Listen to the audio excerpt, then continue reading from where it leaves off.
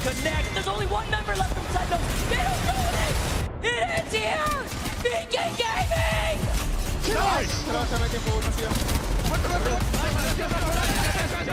it's a 1v1. Sorcerer. Shield swap. Is it enough? Alliance.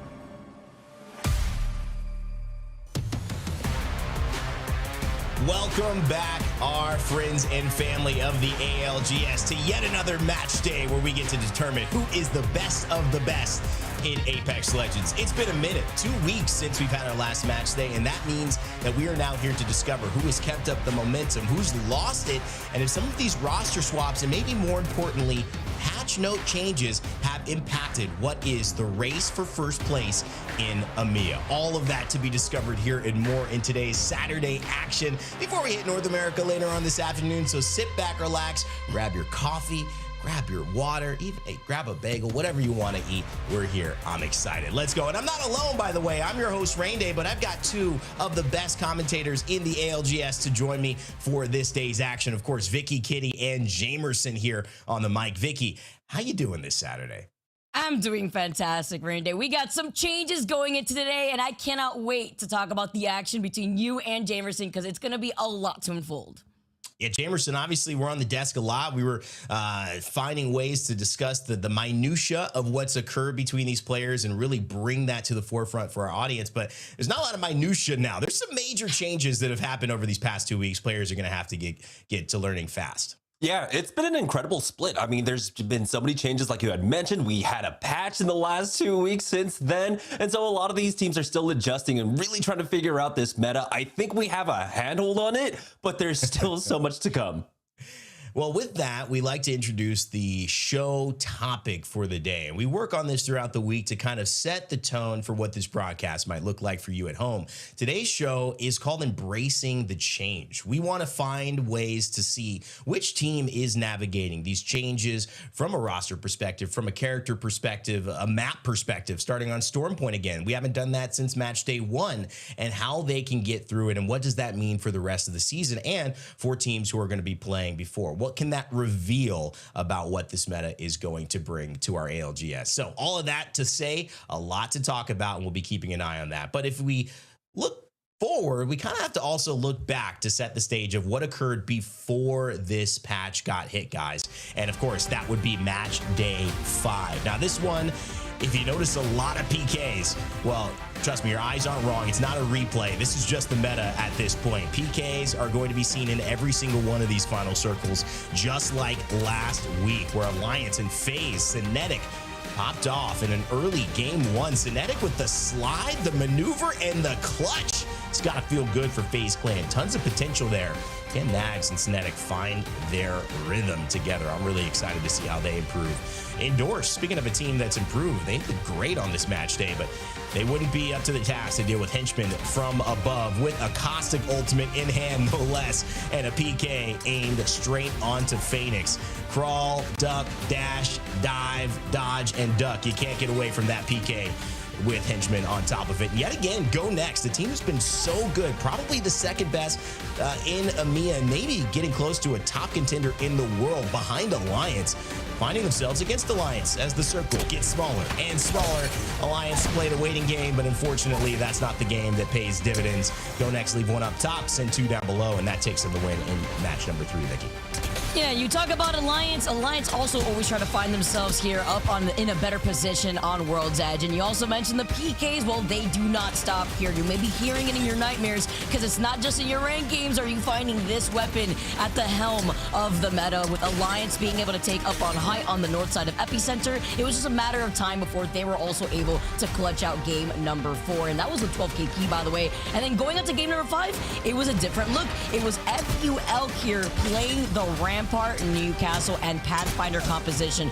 Talk about patient play, but also how the Newcastle comes in clutch in some of these later matches if the Newcastle hasn't been banned out already. Not even the Spirit Ultimate could save you when you're already low and you get two-tapped by a PK. Until the very end, though, we had this crazy 1v1 between Alliance and Na'Vi. It was Hockeys, though, on the Pathfinder, and even with Slab incredibly low, look at this amazing patient play. I mean, it's literally the cherry on top to end match day number 5, but even with Hockeys playing this slow, even with him having the health advantage, look at the way you play around that knockdown shield, the Catalyst coming out in clutch, and Na'Vi being able to take that dub for the final game with 8KP. But obviously, Na'Vi trying to get back up onto the podium, winning that 1v1 should give them, even though they didn't get a top 5 in terms of points, a little bit of top 5 in terms of mentality that they can still go toe-to-toe against the best currently in EMEA. Alliance, GoNext, Endorse, FUL, and NVMI having a day. We'll talk a little bit more about Hardeki and 9 Impulse's reunion there with Kazakh splitting the trio. But Jamerson, GoNext, a team we don't give the highlight often, certainly going to be highlighted today with Alliance out. They're going to have their chance to show just how good they are in EMEA and in the world. Yeah, Alliance are currently sitting in first place, but that's 4 match days played for them. This is the 4th match day for GoNext, who have been incredibly consistent across the split so far. 2nd place every single match day, but this is the opportunity. If they end up getting 2nd, I believe they fall below Alliance by about 2 points, but if they get the win, they will finally take the lead on the leaderboard by 1 point. You can't feel bad about the fact that they got 2nd. It's so consistent, such a high performance. Any other team would swap spots with them, maybe except Alliance. So GoNext here have a rare opportunity to take advantage of the moment Alliance, the giant of EMEA, is sleeping. But let's take a look at what has happened in these past 2 weeks. We watched those games, but like we said, things have shifted. And in one way, you're going to notice that the numbers have shifted. You land into a lobby with 20 teams in Apex, but now it's going to be 19 because Sha-La-La have disbanded. No longer can we sing Sha-La-La and get into our dance party here. It's unfortunate, but it does mean that with the small sin from Ron, from EVOS to Ronan, Tyler FPS goes to Sha-La-La, and Case Swinney goes from player, historic player, to coach. Vicky, that is a team with a lot of experience under their belt. Yeah, you talk about the importance of having a coach and an analyst right now when there's legend bans, different maps in the rotation, constantly shifting every single weekend. And that is so important to have somebody at the helm of helping out your team and dissecting what you want to lean into for your strength. And what better way than having veterans on your team to be able to make up for that? Yeah, if you tallied the amount of money earned, the amount of lands that they've been to, the amount of games they've played in the Pro League, that's probably competing with most top 10 teams out there in the world in terms of overall hours, experience, and cash grab. That's a crazy squad. Excited to see them today. But what they'll be playing is also a lot of the conversation. There's, sometimes that we see certain legends continue to be involved in similar ways. Catalyst kind of stays relevant here and there. Bangalore obviously has been a part of that. But Gibby, no significant changes. Yet the big boy, the man who needs a passive to take less damage because his hitbox is so big in this game, has now come back into the meta with flying colors, Jamerson. Yeah, and it was match day 2, that amazing 3-map run by VP when we did swap over to Stormpoint that really showed the strength of the Gibraltar, but it really came down to just how to play the meta from VP. Have that solid core that you play around, that one character that is amazingly strong, and that was the Newcastle for them.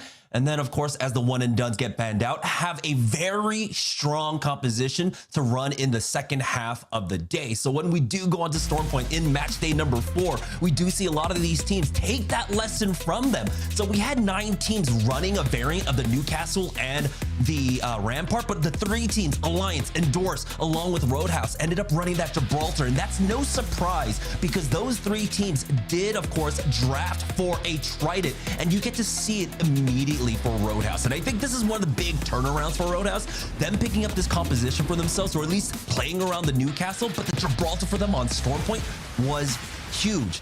Again, you're able to move from position to position. It's extremely safe with that Gibraltar Dome. The next time you get into another position, you just wait out the cooldown.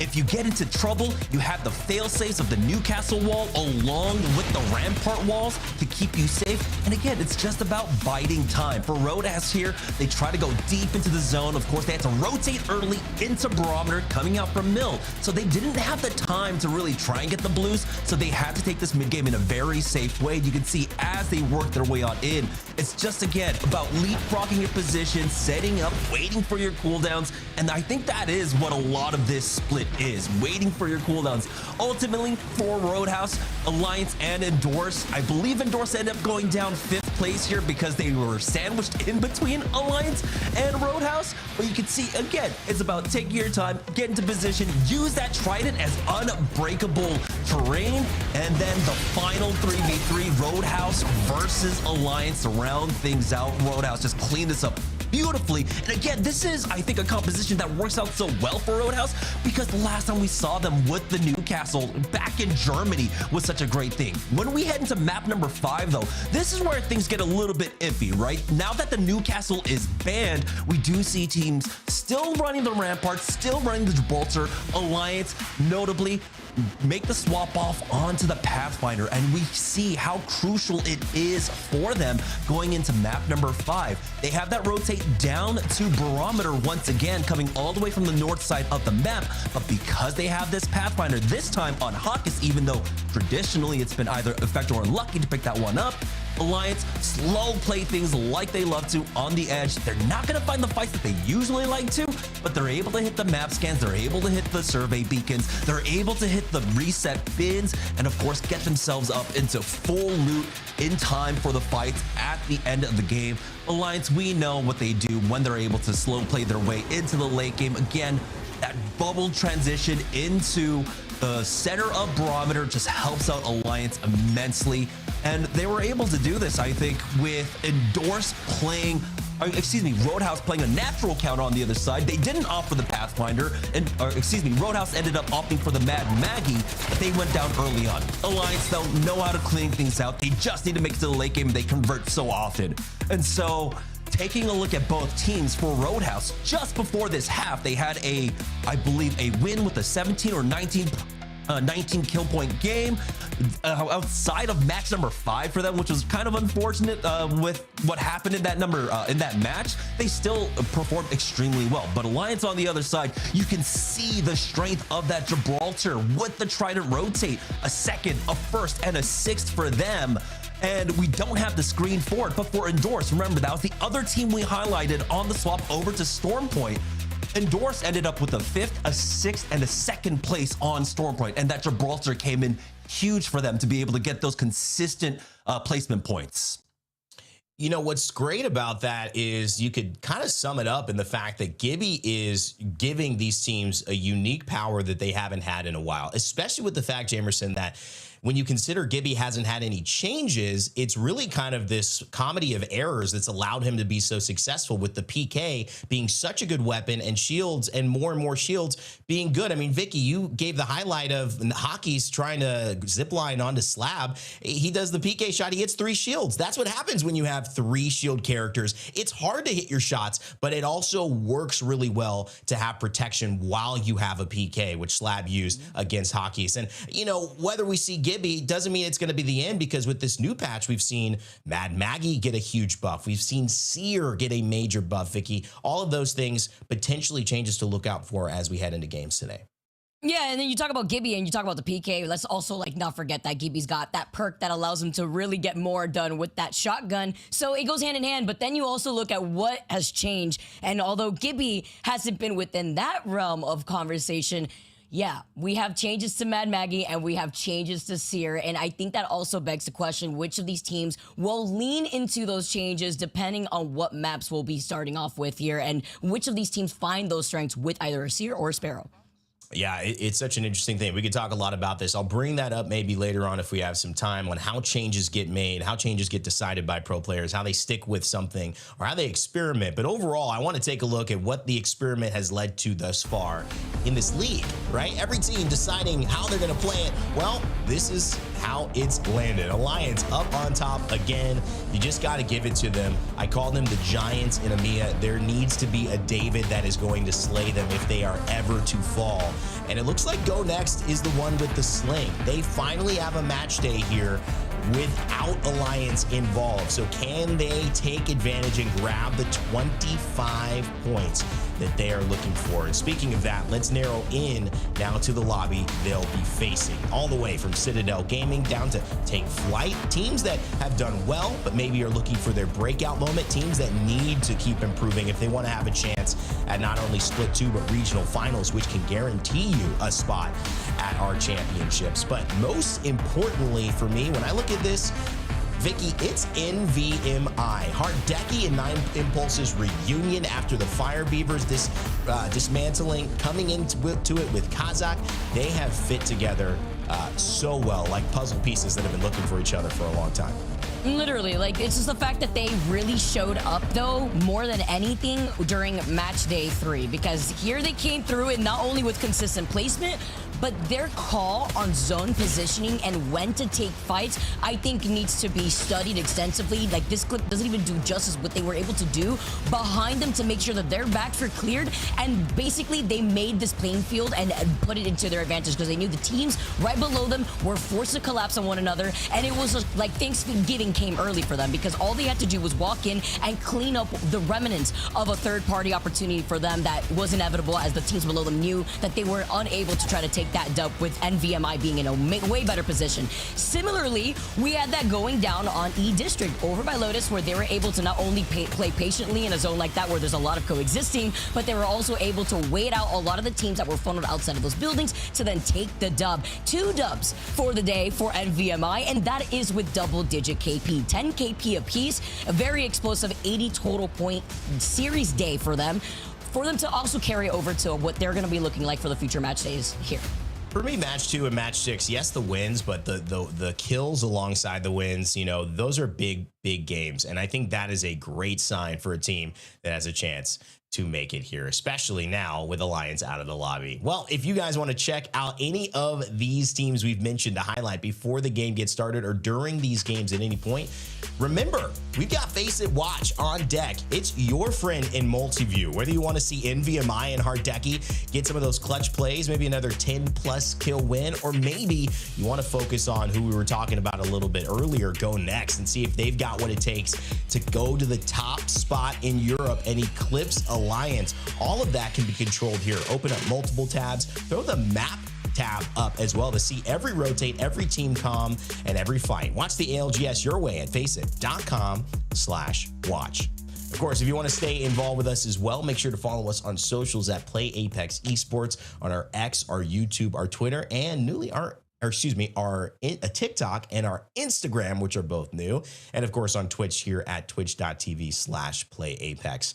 And most importantly, guys, this sets up for what we have next, which are the games. It's always exciting. We do this little prelude and everyone says, let's get into it. We feel the same way because this meta has brought a lot of new differences. But I want to kind of levy this point while we have a little time, guys. Vicky, I'll leave you to start. How do you think these metas get started? Because for me, when I look at Gibby not actually having any changes, but the PK changing, I mean, that just looks like to me, there are these little cross changes that can allow a character, maybe there's Mirage. I mean, what characters are lying in wait that with the right gun tweak, with the right little adjustment to the meta can actually be coming in? Or do you think that this was just Gibby's moment all along? I think it has to do with the map rotation starting off anything, because obviously depending on which map we start off first, it will also open up the opportunity for certain legends to not be banned yet. Since we are starting off on Stormpoint for the first 3 games, Jamerson and I were all talking about which, you know, when was the last time we saw Stormpoint in rotation to start things off? It's been since match day 1. And now with these changes and Jamerson's point with Gibby and helping out a lot of these rotations, we know Alliance likes to play objective. This is where they like to shine. Then you add that together with their POI as they they love, Trident, and then other teams trying to follow suit in being able to capitalize off of that, I think that opens things up not only to extending what we've already seen with the PK for little things like what Gibby relates to with the perk, as well as Mad Maggie. I call her the Warden for a reason, coming up with the PK herself. It could be lethal, and it definitely helps out these different characters in allowing these teams to try to lean into what they feel like is their strength, because then you look at Rampart, like we saw some of those clips in, and obviously an LMG is another form of conversation, whether you want to look at, or maybe, you know, a Spitfire that's been popping off here too. Well, there's so many great conversations. I know you guys are going to have a blast of a first cast here. And speaking of it, the game and the lobby seem to be ready to go. So without further ado, let's send it over to Vicky, Kitty, and Jamerson to kick off our ALGS match day number 6. Ooh, thank you so much, Randy.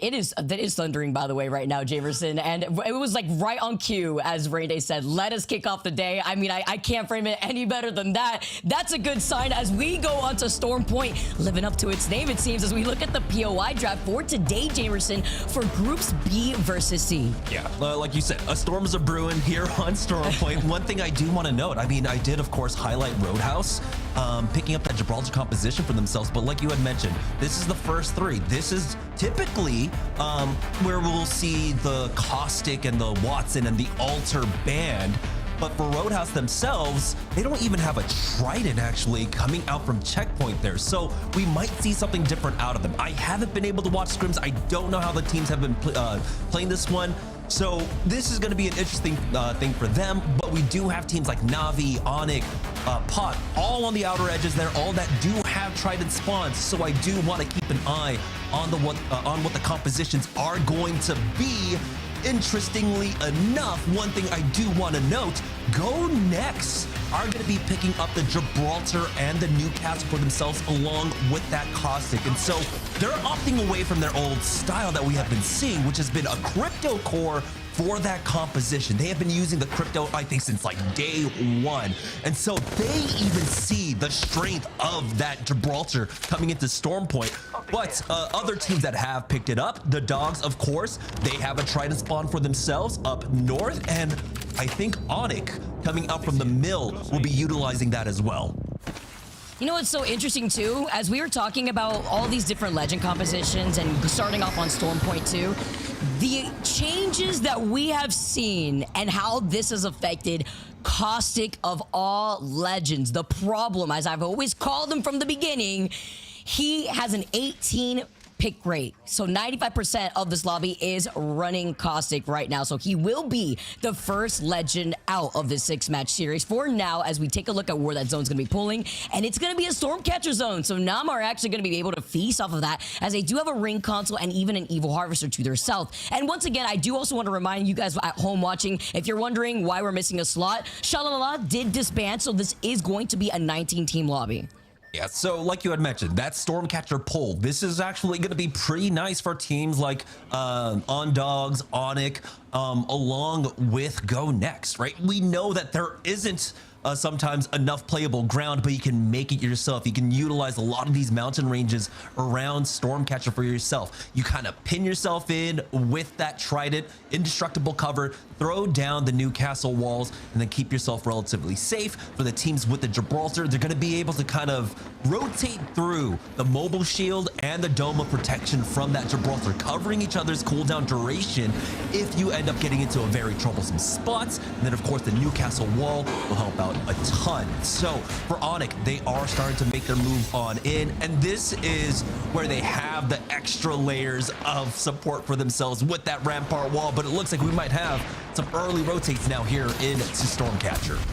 Oh my, I mean, the action already starting off the rip. This is a pretty big pileup that we're already seeing over on the south side of Stormcatcher. And what's scary here is that if you are one of the teams with this Newcastle, if you don't really have the ability to bunker down, like thinking about Ronin, who are running the Sparrow, Alter, and really the Caustic, you're kind of going to be out in the open here. It could be a little scary. Yes, you could utilize the hills and the rocks to get some cover, but with the Evil Harvester being to the south side, a lot of these teams that do have the cover from the Newcastle could actually prevent other squads and deny them the opportunity from being able to get that Evil Harvester. There it is. We got to see it real quickly there, Ralph, from ONIC. As soon as they take a shot, you throw down that dome, you move on in. Importantly as well, right? You can utilize the boost from the Tridents to make so much ground. And again, you utilize both the dome along with the mobile shield, and you just wait out the cooldown of the boost. I think with the dome and with the Newcastle mobile shield, and then a few seconds later you'll have another boost ready, which I think is what they're doing. They're just stopping off to fill up the tank, get some gas, and then they're going to be moving. I like the slow approach too, because they're also pinging around to make sure they want to call out what rotate they want to take, because they do not want to get called out like this, as the timing on the bubble couldn't be any better here, as Uchaku had taken a lot of damage. Hyreka had just lost out on the shield, and Slab is going to pause real quick to pop this shield cell. The action's been non-stop, but over by that choke that Na'Vi find themselves in, they were getting gate kept, I believe, by Citadel, who were looking at them originally, because a majority of these teams have already found themselves on the edge of this next zone.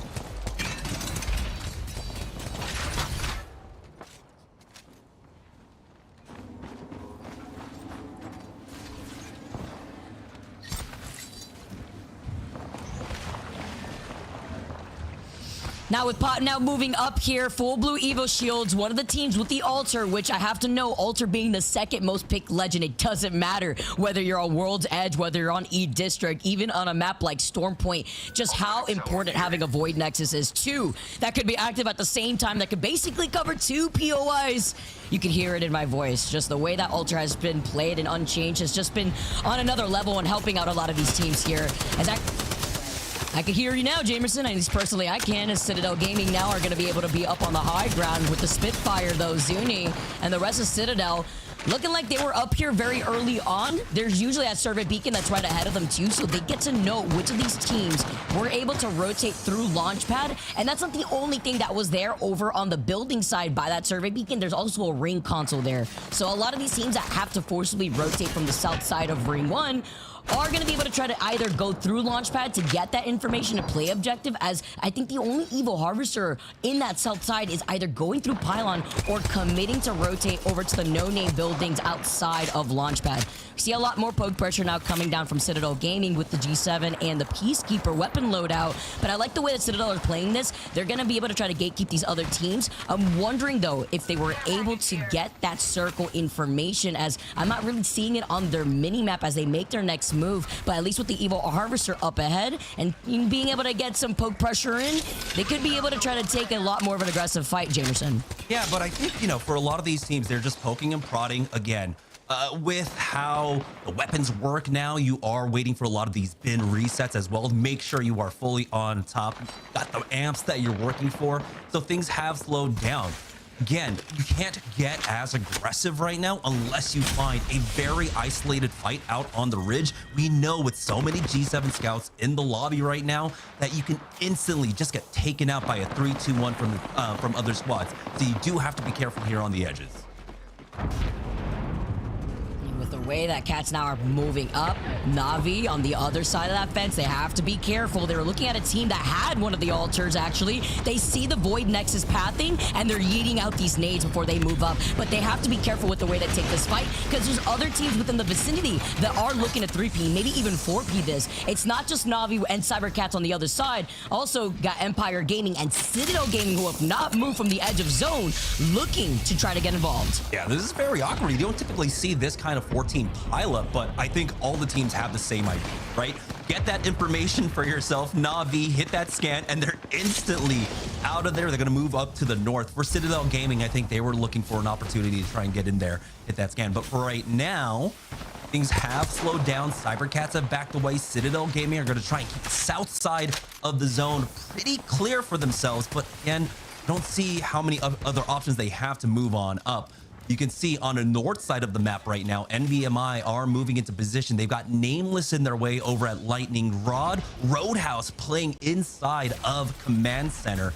Again, the team that were not able to get a Trident spawn for themselves, so they do need to play off of a more defendable position.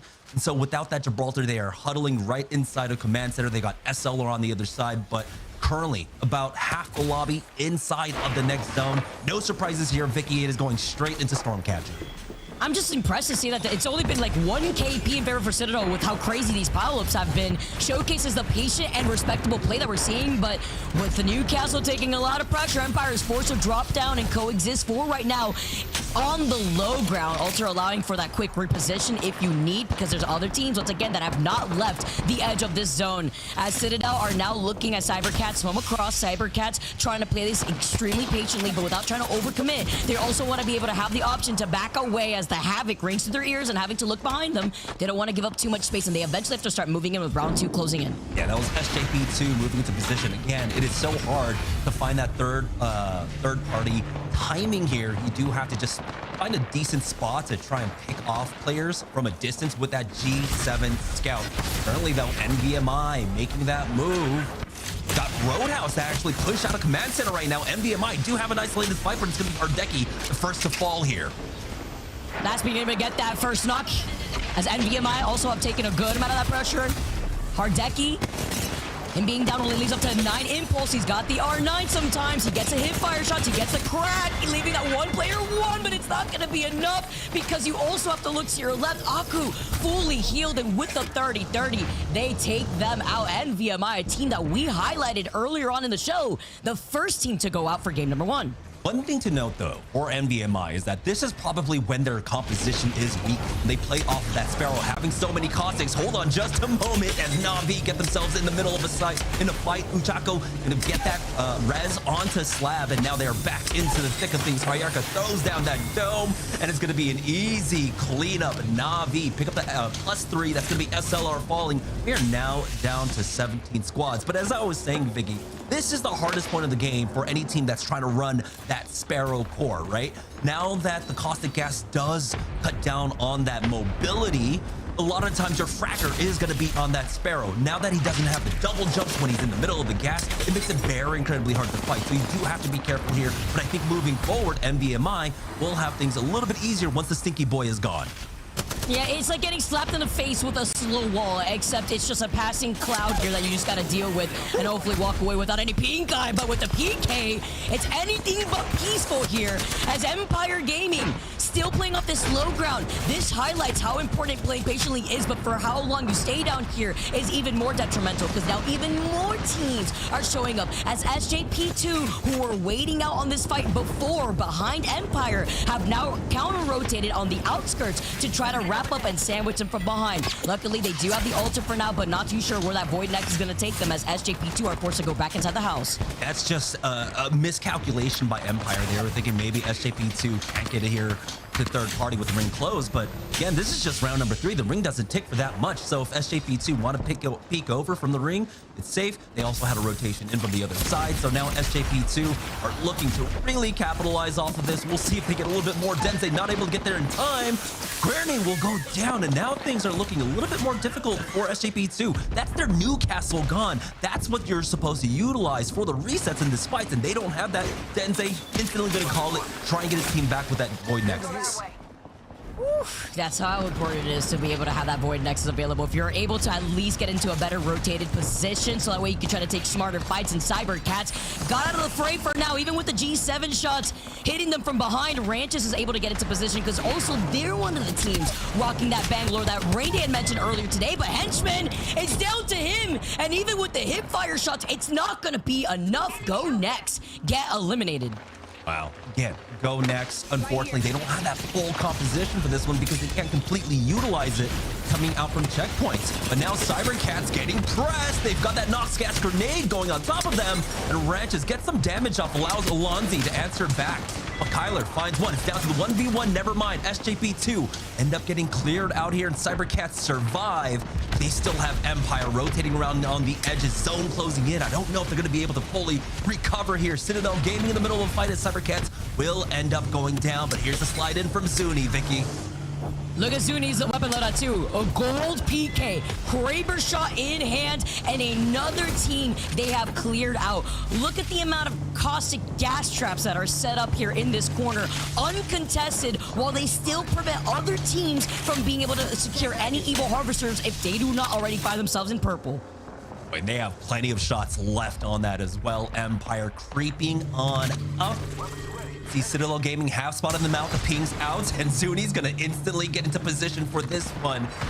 They have so much utility to back this one up too. Here's the line of the 128. Citadel Gaming smell blood in the water.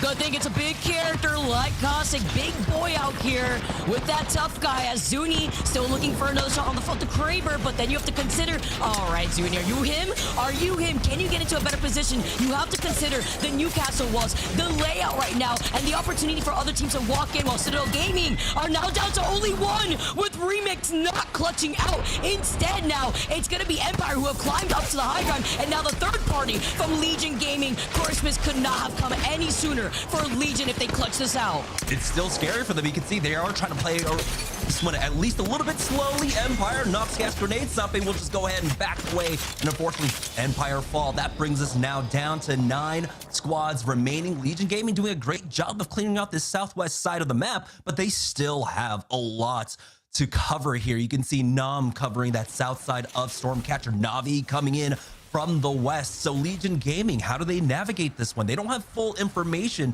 but they will start creeping their way back on up. Luckily for them, Navi haven't spotted them quite yet. Ring pulling all the way on over to the eastern side. Take Flyte, Ronin, and VCGO are in position. Notably, ONIC are there on the north side. Again, one of our teams that are running the Gibraltar. So his ultimate might come into play here massively in the late game. Oh, the altar for a zone like this, by the way, goes so hard. Yes, the zone's pulling away from directly Stormcatcher. It's going to be a bloodbath if you are not one of the teams on that eastern lot from Stormcatcher, because there is so much open ground. Even if you got these Newcastles, even if you try to cover yourself with the amount of stinky caustic traps you can put down, it's not going to be enough makeshift cover to go into the safety of where this next zone is. That's why you have Ronin playing on the edge of that next zone. A very good call out to play by the fence line, but even then, it can be really risky with the other teams that are going to try to force their way into that next zone. And Roadhouse, being a team that's a duo now, have to try to play this slowly with the team playing right above them while still being out of the line of sight of VC Go, who's in the house to the right. Yeah, the only duo in the lobby, everyone else is full up. Blast, though, does have that Nox gas grenade to utilize if they end up getting pushed. Honestly, at this point, they are just trying to wait things out. They're so close to hitting that top 5. Roadhouse, since they made this compositional swap, right, they were not running the Newcastle before they saw this. Up until match day number 4, I believe, is where we finally got to see them make the swap. They were running something that were a little bit more aggressive. I think they might have been a Sparrow core before this one, but now, again, they will be able to utilize that Newcastle. They have done extremely well with it. We've seen them on an upward swing. We've also heard from Luke really attesting to the fact that this is a team that's still getting to know each other. They're just getting better and better, and that, you know, the ceiling is so high for the squad. Nam, though, end up losing out on their caustic now. Alfred taking the high ground here, has to be careful. Sampe for Legion, we're able to move on in, but you can see that eastern edge, that's where the ring full is, and we currently have 3 teams stacked on top of each other here at Stormcatcher. That's gonna be Nam, Legion, and Nameless. Closing in right behind them, though, and with a Void Breacher, they come out and they swing literally. Blooming Flower, after they won that fight against Citadel earlier on with that 3P, have now picked up the gold PK, perhaps that Kraber themselves, as Legion Gaming still hold on to the high ground here. Spitfire and just a blue mag sometimes is all you need in a zone like this, but it's about getting out of this round 5 zone, closing in right behind them. And this is, again, with 8 squads left, gonna be where the bloodbath is, because eventually they're gonna be forced to drop down. This is the nice thing about the amps, right? With the heal overflow, you get to just go ahead and pop one cell, pop one syringe, and you move forward with it. They're trying their best to utilize this mobile shield. The healing gets cut out there. They're trying their best to survive, but there's just a disgusting angle from Take Flight as Legion Gaming now forced down onto the low. They're eating the ring, and Legion Gaming will get taken out. Take Flight hold on to their position. They've only got a solo right outside of their house right now. Take Flight have a lot of room to utilize here on the south side, as we have a 3-4 pileup on the north end. Nameless be able to find one more. That's Nazedia going down there. Now Nameless, they're at this northwest corner, have a minute to breathe, to dry and buy some time for their cooldowns. just a matter of time before Nom got eliminated right there too. It was a nice little cheeky ultra survival play right there, but with so many other teams looking at you, look at this, from even the cart or the zip line right there up on high ground, a good position, but even better position if you're one of the teams rocking that same comp that you had just mentioned at the beginning, Jamerson, the Newcastle, the Gibby, the Rampart. Talk about cover for days. If you don't have cover yourself, you gotta make it for yourself. We've also seen the strength of the accelerator on the PK, how quickly you can get a wall back, how quickly you can get your ultimates back if you're just chunking, and it's so easy. Despite the nerfs, the PK is still incredibly strong right now. For Take Flyte, though, the triple take is in play for Pablo. Got the PK if it does come down to it, but honestly, it's basically double sniper, double shotgun for him at that point with the way you can utilize both of those guns. Take Flyte just making sure that their south is cleared. They do have Roadhouse as the duo. You can see Blast and Aku out there. Lufka has not been able to make it back to the game, unfortunately for them, but Roadhouse are getting closer and closer, converting into a top 5 at the very least. I'm a big Pablo Minecraft fan, by the way, especially with the way that Take Flyte are holding this position, to the way that they're going to be able to utilize these ultimates, because that Nox grenade is going to go hard, but they fully send it onto this team. They go down with that portal, but is it worth it? Look at the amount of nades tossed at their feet. The caustic gas traps, can they get away? Only leaving Clone alive, but that Nox gas is ticking, and you gotta get out. But with no time to spare and the zone closing in, I'm seeing these Sheilas beam around them, and so much of these caustic gas traps set up before their eyes. You got Nameless, ONIC, VCGO, and Ronin, all full threes, but like you had mentioned, ONIC is up there. The only Rampart in play. He had the Sheila amped up, but now EQ finds that first knock onto Guts, and it's just bombardment after bombardment. Huge connects here as EQ will go ahead and pull that Sheila out to try and finish things off. Let it rain, EQ with the Sheila. All you need is to break down these Newcastle walls. No cover for you to hide in. Look how low the opposition is as Ronin, one of the teams rocking the Sparrow, maybe the only team honestly rocking the Sparrow for this first game here, are trying to get the res. VC Go gets a slam down with the Newcastle wall, and they're having a stare off with ONIC, who are safely inside a Gibby Dome with another Newcastle wall and these amp barriers set up by a Rampart. Yeah, all these walls allows them to weight down the cooldowns. They need the mobile shield up. They need that dome of protection up. The nades aren't coming in. ONIC now are backed up into a corner, but they should have enough time here. Defensive bombardment out, and now it's ONIC trying to push the charge. With the Gibby bombardment going down, trying to make space, EQ goes down, and Ronin, the team that had the caustic gas trap set up with the Ultra being the last one alive, take the first chaotic dub of the day. And what an impressive performance, but immediately getting to see the strength of that composition of the Gibraltar, of the Newcastle, along with that Rampart paid dividends. Even though they didn't get the win, you saw the strength of it at the end, and they'll be able to run it for the next 2 maps at the very least, because we are not, I believe, getting a Newcastle ban. It should be that caustic heading into game number 2. Yeah, and that's what Ronin landing Launchpad, by the way. Remember how crazy Launchpad looked like for the teams that were forced to rotate from the south side? So talk about timing in the way that they were able to counter-rotate on the north side of Launchpad. Instead, as we take a look at the match results, aside from getting the dub, they walk away with 6 KP. But we saw how chaotic that final zone was, pulling away from Storm Point there over to the side, and ONIC being able to get that 6 KP on top of that second place too. Yeah, so no, not a massive game, but a win is a win at the end of the day. 6 KP, you're just waiting for that late game. And, you know, unfortunately, if you run into dead center of the zone very early on, it's difficult, even with the sniper meta that we currently have, to try and find all these kills, especially at Stormcatcher. There's so many different ways to break LOS that you don't really have access to all the teams rotating in to try and get the pot shots off and try and get some free kills off here. And so you can see that they weren't able to capitalize as much, but a win is still a win at the end of the day. It is, and it's crazy to see how even with a composition that isn't being usually ran on Storm Point, at least for game number 1 for a lot of these teams, still the patient play works out, and having that cover came in clutch here for Ronin to take that dub. We have some more Storm Point action coming to you guys soon on the other side of this break. Don't go anywhere.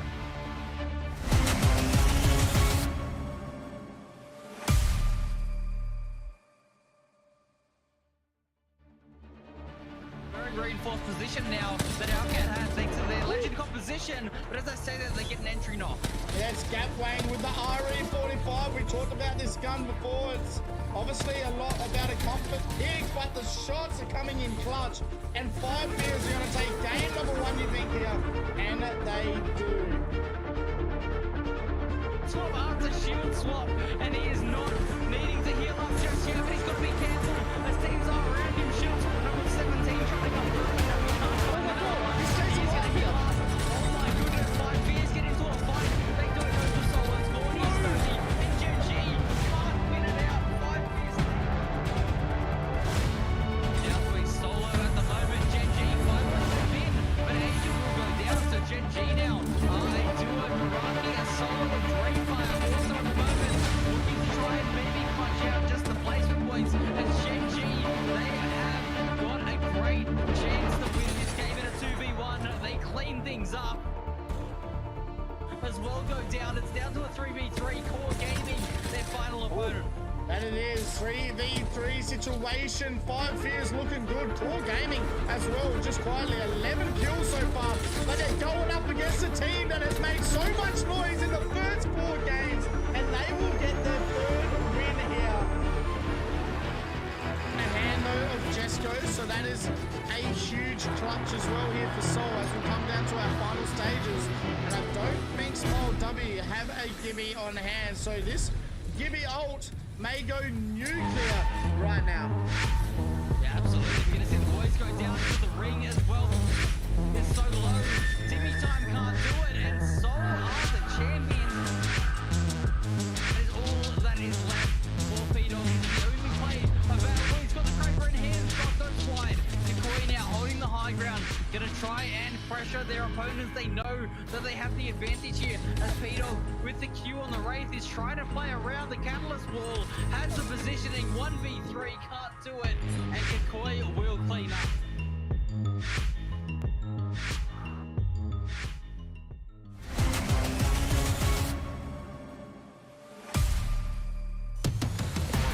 All right, well, we're back here for more ALGS action. Vicky Kitty just off the mic with Jamerson. I'm your host and now caster, Rain Day, joining Vicky on the mic for game 2. Give Jamerson a little bit of a rest, and I'll kind of lead into a little bit of the analysis quickly. Top of the billing, what's the statement, what's the takeaway from game 1 in your eyes, Vicky? The amount of makeshift cover and how important it was for a zone like that. I think we've all experienced a very similar Stormcatcher zone like this, where when you're forced to play off the low ground, you think you're safe from inside those middle buildings, and then it completely shifts over to the east side. That's where you saw a lot of these teams just collapse because of how important that adjustment was required for some of these teams to position themselves. Yeah, positioning takes on a whole nother level now that you have so many teams running compositions that can control the position once they're there. Very hard to uproot these squads. You had mentioned Crypto EMP. We may see some Crypto now that we'll see some bans coming in for game 2. But I wanted to give a shout out to those who are interested in what they see. It's rare that you see this and you go, I could do that, because that would mean you're already probably masters or pred. I happen to be casting with someone who thinks they could do that for sure. And I believe in you, Vicky. I know you would be on this if we didn't have to work on casting the circuit. But for those who think you can be a part of it, man, the Challenger Circuit, register now, September 6th through 8th. You might have missed that one. But the 27th to the 29th is also one that was just closed. But that means your last chance to do it is October 4th through 6th. It closes October 1st. So get it in, your last chance for the Challenger Circuit registration. If you think you got what it takes, jump on it. Let's take a look at that final circle as well, Vicky. Walk me back through that play, Jamerson casting, how this ended up being a win. It was super chaotic here, and as you said, my intrusive thoughts were telling me, man, can you imagine if there was like one Crypto left in this lobby just to be all this chaos? It would be quite a shame, but that isn't the case, right? There was no Crypto, so these Gapey bubbles were able to just get away with what you want, but then even more importantly, having a bombardment for a zone like this, you need to save a lot of your utility, and Jamerson specifically highlighting the importance of the amps that have been introduced to the season showcases how quickly you could maybe get that ultimate or be able to get the cover that you need. Ronan at the very end, by the way, look how important the Ultra was. Yeah. The Ultra used the portal to become intangible, not take damage from either a caustic gas trap or even the ring, and it was a stall very similar to how we usually see Wraith portal stalls play out. Beautiful. Chef's kiss, the way to open up our first match of the day here in EMEA. Yeah, that takes a lot more timing than what Wraith would do. She gets a lot more leeway, and a character who's not going to follow suit in that is Caustic. He's out. You will not see him unless every controller becomes banned, and then we bring him back, which would be an option. All the controllers would be available if we saw Rampart, Watson, and Catalyst get banned. It's not unlikely to see a potential Rampart and Watson be in the mix for some of the most picked legends, but Catalyst has kind of lost a little bit of her way, and not for any bad reason. You could also say that some legends who were traditionally first pick Vicky, like Ashe, with the recent nerfs, changing dual breach, so now no longer having the double ultimates, making that tether a little bit more, I guess, easy to maneuver around and break, not as harsh when it hits you, and a couple of little quality of life things to continue to try to bring back Ashe into line with the other legends. Seems like it might have worked here, and no longer that auto 1, auto 2 ban. You know what's really funny? Ashe was like not the #1 most picked legend for one day, I believe, after like the split changes. It was like Seer took over, and then it took like I think a day and a half later, and then Ashe was back to #1 played and ranked. So it took a little bit of time. It's just having a mobile legend, especially in the current state of rank and even in ALGS, we're in poke pressure meta right now. Yeah. Like there's a lot of 30-30s. You see some people, you know, with a bow check until they get a 30-30. Monsoon literally like yesterday was talking about how the charge rifle is still good, but also that's like Monsoon talking. Monsoon's literally just, I think about a charge rifle, I feel like his face belongs on the charge rifle as just a mainstay skin. But you know, Ronin coming out of that dub are one of the teams that didn't run that composition that everybody was running with bunkering down, right? Yes, they were one of the teams that did have the Caustic, I believe, but with the Sparrow nonetheless, they're out for blood, and they're already taking this early fight after getting that beacon scan with the bow check and car in the hands of McClutch. Monsoon saying he likes the charge rifle and how it's doing. It's kind of like Warren Buffett saying he likes the state of the stock market. I think he's going to be okay either way. Monsoon deadly with that sniper no matter what state it's in. Ronin trying to continue their winning ways here. Nate McClutch cracked on the upper end. No Ashe in sight, opting for the Altar and the Maggie and the Sparrow. Sparrow recently with a little bit of a touch to some of his ability to track players, going from 15 to 12 seconds. Also some adjustments to his skills, his ability to have a certain amount of traps now increased a little bit with one of his perks out in the world, but overall just making him a little bit less overwhelming when it comes to knowing where you are, and also giving you the big question of, do we push this? Because now that ultimate, that Stinger Bolt, it does damage to you and enemies if you're in the radius of it. And it slows you and your team down. Like that was the #1 thing that I took away from that, where I was like, wait, why am I being griefed by my own team? Because I did not know that that Sparrow ultimate like slows you down entirely. And that cuts your momentum too. Yeah, we don't have Caustic anymore in this lobby. And Jamerson brought up a good point about how it halts their momentum when you're trying to use mobility around that gas trap. Well, guess what? It acts as a double-edged sword when there may not be a gas trap in front of you, but it ends up being your own ultimate. But I also want to highlight where this zone is going to be pulling, because we talk about Ronin and how they were able to come out of that dub. They were already trying to take a very early fight, and this zone's actually pulling towards them. So they can actually play on the edge of this, still be able to prioritize objective, and be in a really good spot comparatively to a lot of the teams that have to forcibly rotate from the north side of that zone. Yeah, it looks like a lot of good things are happening for Ronin again. You win game 1, now you have a good zone pull. It seems like a great opportunity to just seize it and keep pushing your momentum as it stands. A couple of great shots there from No. Says, don't take that gravity cannon in front of me, with a 30-30 in hand. You see this loadout quite often with the PK, just the farming of sometimes the ultimate, sometimes just getting your damage up, and then again, that PK for the close range, especially with a character like Newcastle, as we zoom in on one of my favorite places, Echo, to play around in Storm Point. It's going to be a south zone for sure, Vicky. And ONIC, they've got a different way of going about it. It means, yes, teams are like Ronin in a good spot early, but with that Gibraltar, every team, even from the north, is going to have a chance to rotate with that bubble on that Trident. It really comes in clutch here, and they're still rocking that same comp that we keep highlighting because it's perfect when it comes to Stormpoint rotates. And then you have EQ out here with the Sheila, my sleep paralysis demon, and my nightmares that I hear that weapon just ringing, and they are able to put in some pressure themselves. But look at this. Even if it doesn't go far, that Void Nexus, as you break down the doors, allow this team in front of them to reposition. Slightly isolated as it's Trojan, I believe, up on the high ground, and GoNext to the north of them, while SJP2 are still also sharing some space over by Echo HQ. Decent spot here from ONIC, but obviously they got to be wary. There's cybercats as well nearby, and so they've got to be careful as they continue to move in. Cybercats maybe going to be taking that southern pass because SLR right in front of them. It's going to make that choke very difficult. But ONIC right now feeling the firepower back and forth. Rampart wall is going to allow them to hold this, but do they want to stay here is going to be the question. This gravity cannon spot is really nice too. Up on the high ground, lots of poke potential, really difficult to siege uphill, and really just have to watch your back. So in many ways, I do like this position from SLR. They kind of came in late, but they feel like they want something else, Vicky. They're not happy with it. They want to move a little bit lower. I don't blame them. They want to be able to move up inside these buildings because of their composition. You have a Watson on your team. You have to get rid of these rampart walls that were left behind by the other squad that we just saw. But they don't want to hang out by the gravity cannon because that's also when you rotate there early, especially with only round 1 closing in, it's third party central. You want to bunker down here. You're already getting pressured out by a 30-30 and G7 from across the field. They did find safety. They are looking to reset.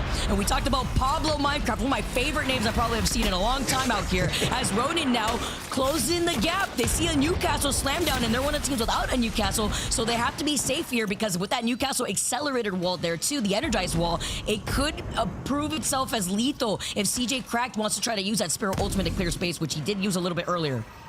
Going for the triple ult for Sparrow wasn't what we started out with, but now it's become the primary choice for a lot of pro players. Just the flexibility. You never know when you're going to need it. Having that option. Flyte actually get aggressive. They find Nate. Ronin's in trouble. McGlutch knows it. Legion Gaming also sniffing that they have a chance here, and they're going to move in. Calamitous causing just that calamity here on what should have been a 3v3. But Flyte, they're going to get surprised from the backside. Clone's going to go down, take Flyte out of the lobby. Ronin maybe thinking they're lucky stars that Legion Gaming came in and helped them escape.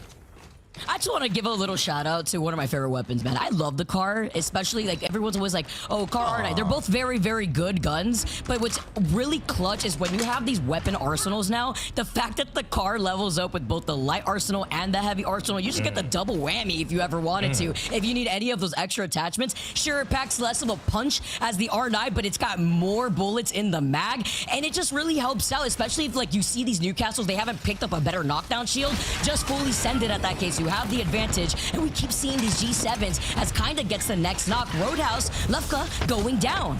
Tons of damage. Artillery from the skies. Ordnance is raining from above, and there's a defensive bombardment. Blast says, I know my name is Blast, but you don't have to send them all towards me. He runs away with the bat, but I'm not sure he's gonna find safety in his escape. He gets a little bit of a corner here, a bit of respite, but he goes down just as quickly. Roadhouse takes down the remaining members of Blast and his squad, and that's going to leave them in a decent spot. Remember, Ronin was the one who was fighting, and thanks to Legion Gaming, got out of that fight with Take Flight, and now doing plenty of damage here as we follow along with Cybercats on the backside of Echo, and there's Ranches doing the same game that we saw Blast just trying to win out. You know, Ranches right now being on that Bangalore, hearing that Sheila to his right, shoot at me Bangalore dash over to the left side, said, all right, gonna be able to recover for now as the solo. It's tough. We've all been in a situation like that, but you have to stay alive. Let's see if they're gonna be able to get a reset. It's gonna be incredibly difficult with the amount of teams not only finding their safety behind these rampart walls, but up on the high ground on top of it. Look at who shows up a little bit late to the party, fashionably late, I'd say, with a Trident as well. It's Na'Vi, our world champions. You forget, maybe about 8 months ago, well, I guess 9.5 months ago in Japan, these guys lifted the trophy. Now, obviously, a little bit of a different composition, but still got Shako and Hierarcha, now with Slab, trying to find their way back up to the top here in EMEA. Taking the southern side, Vicky, everyone's kind of got a different plan on how they want to approach this. Navi going on the south, slow playing it. We still have Empire Gaming as well, a team who has not even jumped into zone. Ronin, they've survived, and so in a way, they've kind of been forced to play like this, but they've gotten back up, still on blue, haven't really engaged much except for that kind of final kill onto Blast.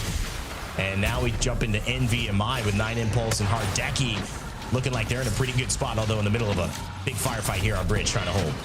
Yeah, it's unfortunate because Empire also landed North Pad, so they have quite a ways to go. And then for teams like NVMI here, who had it a lot better, or have been able to secure that high ground relatively early, force a lot of teams off, playing a lot more aggressively, have been able to secure KP themselves. And that's the game plan when it comes to playing on the edge like this. That's why this works into their composition. Even with Hardeki being on the Watson, they have the ability to utilize that Void Nexus, get right back inside of a different building, or reposition if they get thirded, or if they get wrapped up on, and then they could just completely bunker down with the help of the Watson. But they still need to be able to get some poke pressure out first, just so that way they can tell other teams and showcase their presence that they can't get booted off here, while also being able to boost up whatever they need. Yeah, NVMI know Ronin's in front of them a little bit, but they want to make sure no one's coming in from behind. Empire Gaming, I mentioned them on the west side of Storm Point. They've now found a little bit of a sniper's tower just to peek and prod, sitting on 3 purples. They're in a pretty good spot here. 10th place overall. Arctic trying to see what he can scout out, getting aggressive with the altar. But oh man, Liffin goes down right away, takes a couple of shots from Taskmaster on the G7. Looks like that poke battle did not go his way, and Empire kind of forced to go back and make sure the Taskmaster doesn't get too aggressive. I actually think this is so smart that the Newcastle did not use the Void Nexus, because just in case they are in trouble in the future, it's not on cooldown from taking it. So he ends up just walking back because he's right there. They get the res because, of course, it is Newcastle, so you also get that passive healing. While Arctic, understanding his role when having to cover his teammates from recovering, still holds a very aggressive position. Talk about communication right now from Empire, a team that we were just talking about that had an unfortunate outcome of the zone pool because they do land in North Pad, so they had to strictly play objective here. Still one team outside of it. Arctic trying to get revenge. 93. That's enough to push forward. Arctic likes what he sees. Throws a nade up into the air. Will it fall down? It does. And it hits some damage. Taskmaster almost getting reversed here. Prestis forced to fall back. Big shot from the PK. 1, 2. That's 1 down. Looking for the second now. He doesn't know where Taskmaster went, but he's going to get this KP. At least he should. Unless his altar portal causes him a little more trouble than he's worth. Taskmaster still up on high. Arctic now finds him, takes the shots, but Liffin has the angle. Taskmaster will fall. Prestis goes down, and that's just 1 left. So great take and great reset there from Empire Gaming. Is he still crawling, by the way? I was wondering if they were able to finish that off there. Oh my gosh, very pesky, but terrifying to put yourself at risk just to get that thirst here, as NVMI now off this slow ground have been able to bunker down exactly the way that we were wondering. They did the deed, they suppressed other teams, now they're forced to drop down while recognizing where the zone pool is going to be. How do you like the spot? I personally like this spot because of the composition that they're running, and considering that there is no Caustic now in this lobby because Caustic's the first legend banned out. Yes, we know that Watson's Gen could delete those Caustic nades, could take care of those Caustic traps, but it's even more important when it comes to the space around this in case you're forced to get out of this position. So I think with the Watson, this is great, but I'm wondering how that's going to work better against a Newcastle composition that will have a wall in their favor. Well, you can see here the same exact opposite side, but with no Watson, right, on Ronin. So cracked nade, McLutch trying to hold it with the Maggie, the Sparrow. It's not the same thing, especially when you consider that Stinger Bolt, somebody jumps in on you, throw it at your feet, you're fine. Now you don't have that. And so you've got to be careful that you're not putting your team in a disadvantage if you get sieged. An interesting spot, though, and a good place to hold, at least for now. You kind of got to do the best with what you're given in this type of situation in Echo as it's starting to get crowded. Still 13 squads remaining as we jump into another round. And 133 from Guts, finding some huge damage on the fully leveled up 30-30 from range, but can't quite finish off the kill. And he's going berserk right now with that gold 30-30. And I'm also impressed to look at the circle pool because it is not only out in the open with that gravity cannon being the only thing like in the middle of it. Remember we were talking about how to early rotate there could be scary, but guess what? That zone's pulling right there. And with the Sparrow ultimate, everyone's getting photoed out. Talk about some damage pressure as they're stuck inside, and the Gibby push with the bubble to start things off. And the Newcastle has to run away, and it just throws them off. Hayarka shot. thinks he's got an easy opportunity, and look how easy that was not. Hayarka goes down. Na'Vi lose one, and now VCGO and Babylon's up on top. Perfect arc star. It's going to force them out, and he takes just the Void Nexus to get back.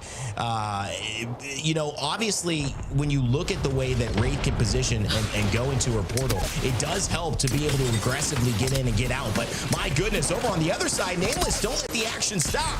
More PKs back and forth, Vicky, and Nameless are looking to clean up Robin and Empire Gaming.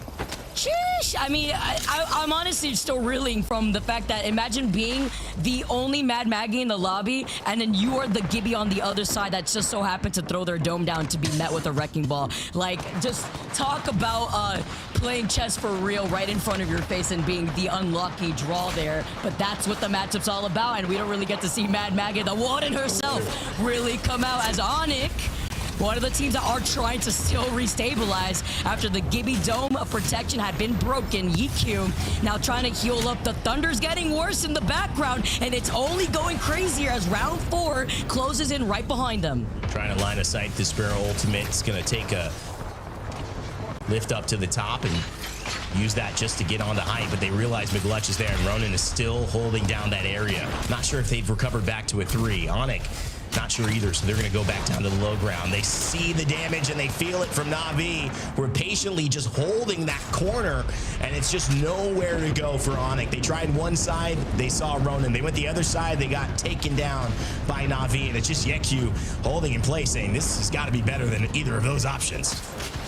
Oh, Na'Vi got the respawn on Hayarka, though, with the Moby that is right there, splitting away so much attention, something that ONIC wants to do. And look who is the only team in that next zone who has high ground. It is Nameless, and they're one of the teams with the Rampart wall set up.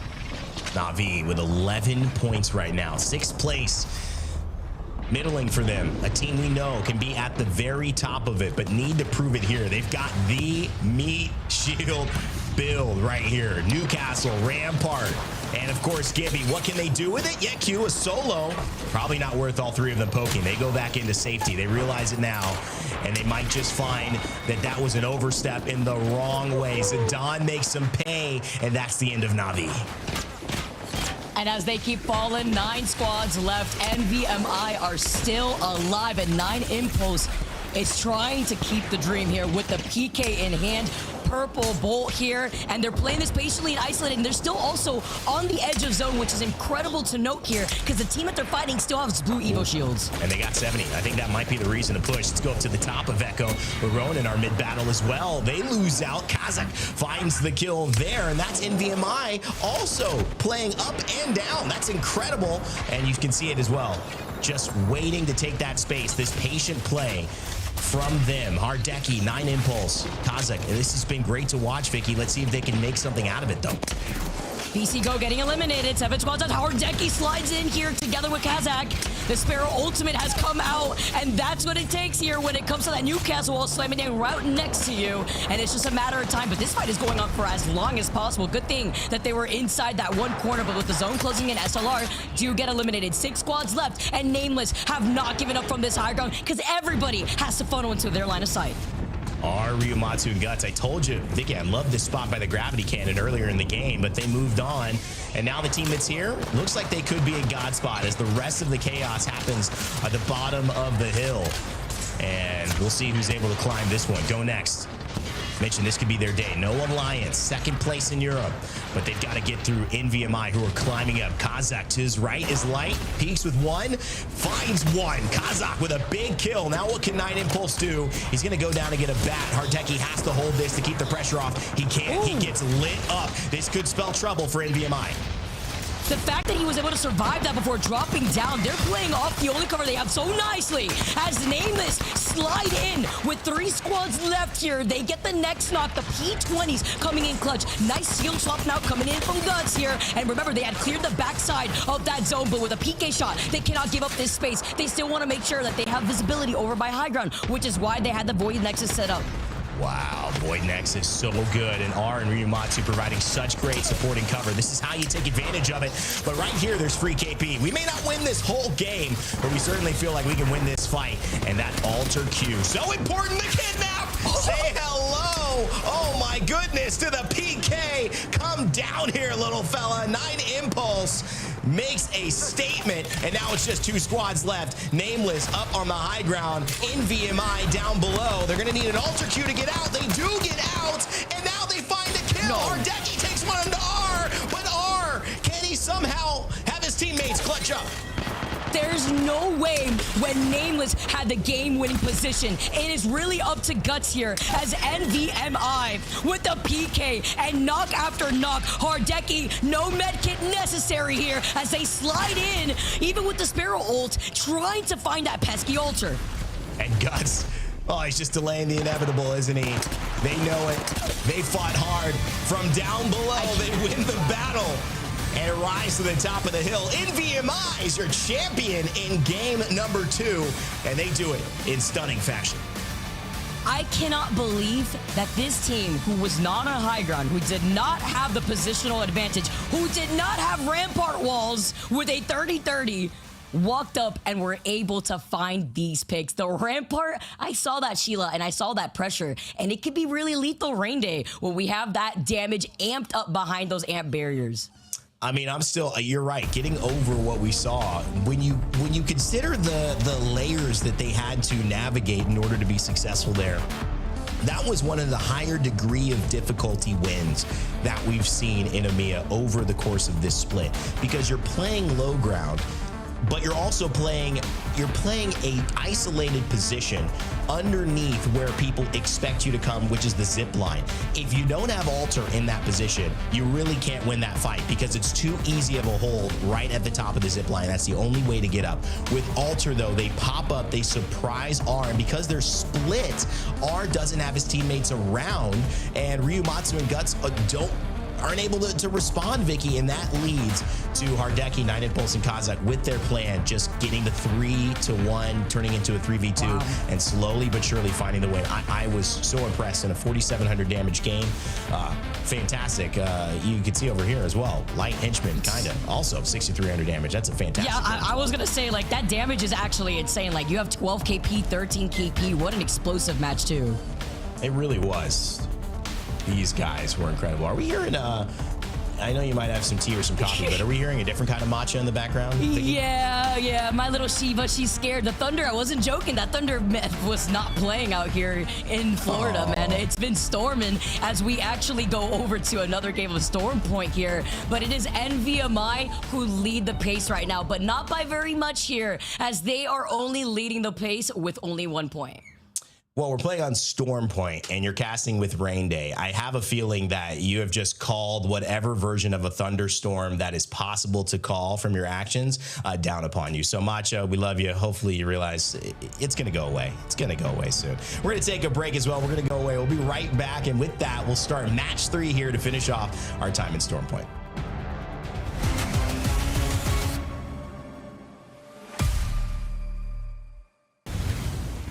One goes up. Bro, I got Maggie ball, man.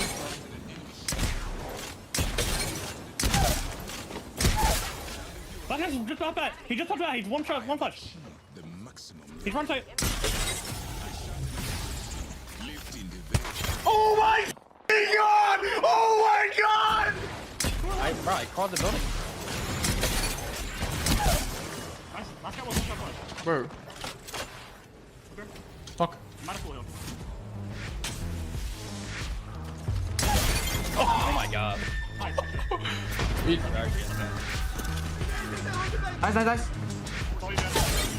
I got a team,いやーだるいな上負けた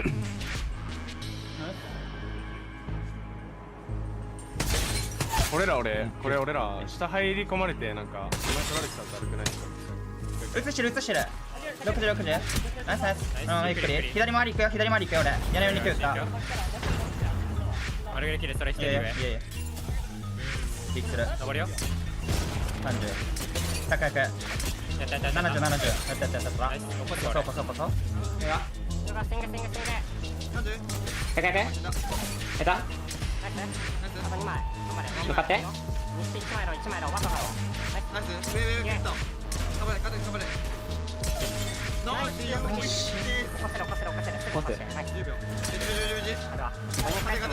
Wah. What?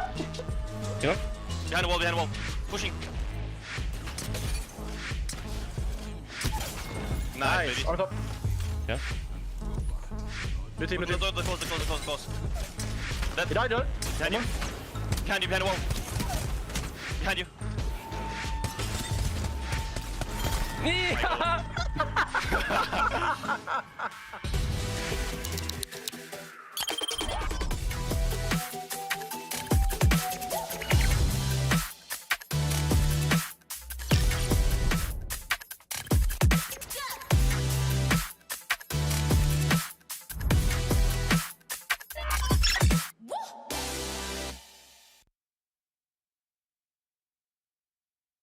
Sony InZone, the official monitor of the Apex Legends Global Series.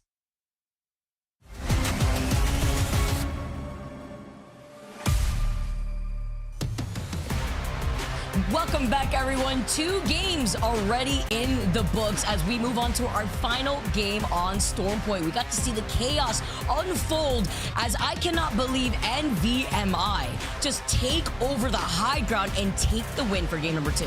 Yeah, like Rainday had said, it was just excellent target acquisition for them, right? As soon as they came out of that altar queue, they pushed straight onto the first target they saw. They were not able to turn their back in time to get to safety, and it was just an excellent performance coming out from NVMI. Taking a look at that final circle and how it all played out, you talk about that focus out here too, and I'm here wondering, we see the poke pressure, we see the Void Nexus setup. This allows Nameless to still get into an aggressive position, at least send 1 player out while 2 players still lay behind. But this play right here with the kidnap was disgusting. Beautiful representation of what cheeky altar play could look like, especially at high level. Don't forget, you could kidnap anybody hiding in a corner there, and with the lackluster cover, with the zone closing in behind their backs, they got.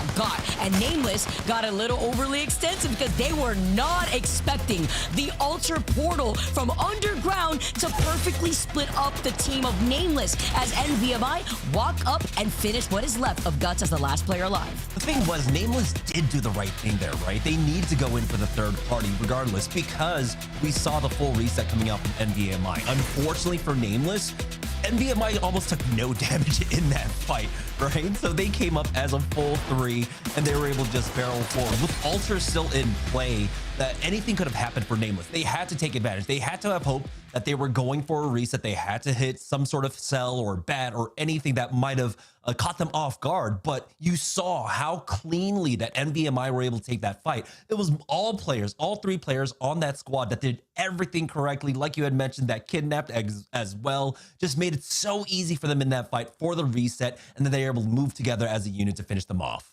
They literally could not have done that without Ultra 2. That's the most craziest part. Like, that is a note for anybody at home that has to play ranked on Stormpoint.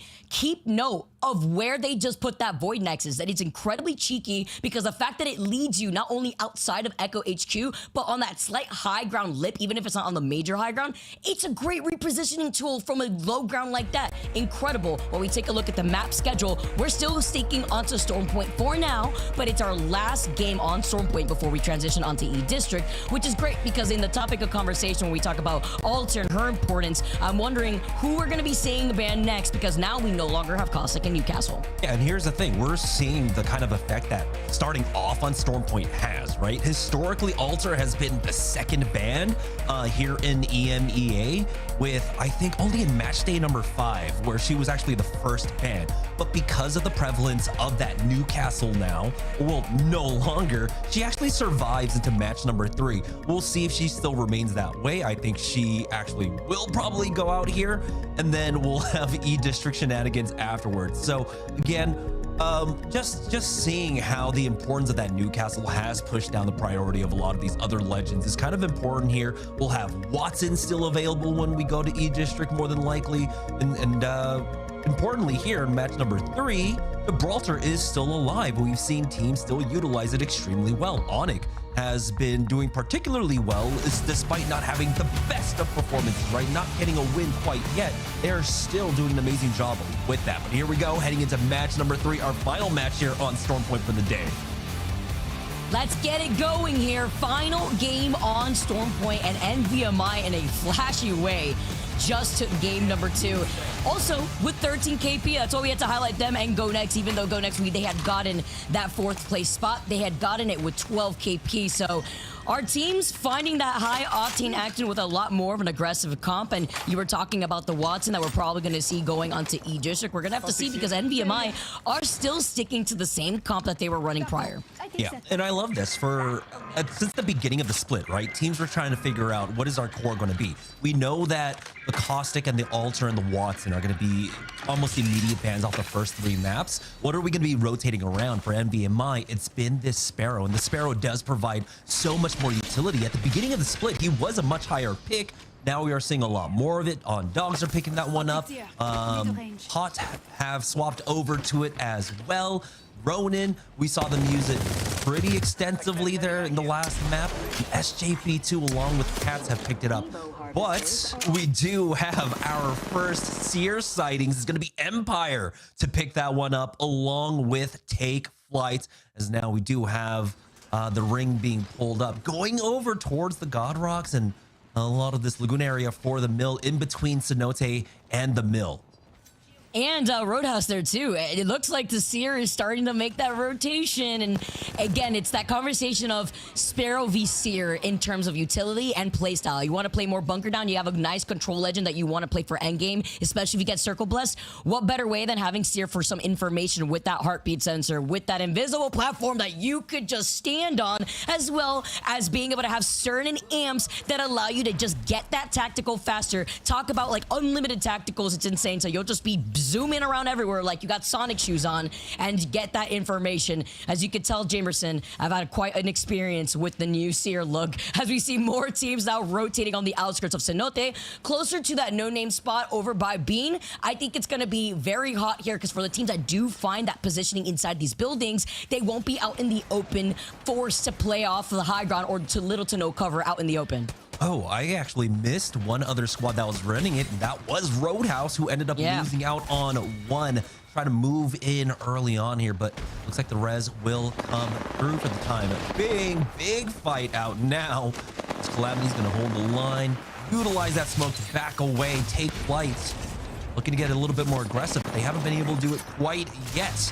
Again, though, they do have this Alter that can just change up the battlefield real quick here. Clone has that anchor in the back, holding the line here for Take Flight. They've got to be careful, even in this fight. Again, third parties can come out really fast. You can see long-range shots coming out from the behind, and now Take Flight starting to run out of some space here. They're getting pushed back further and further, but they are trying to find an angle, but it looks like this is just going to kind of fizzle out in terms of the fight and the cooldowns.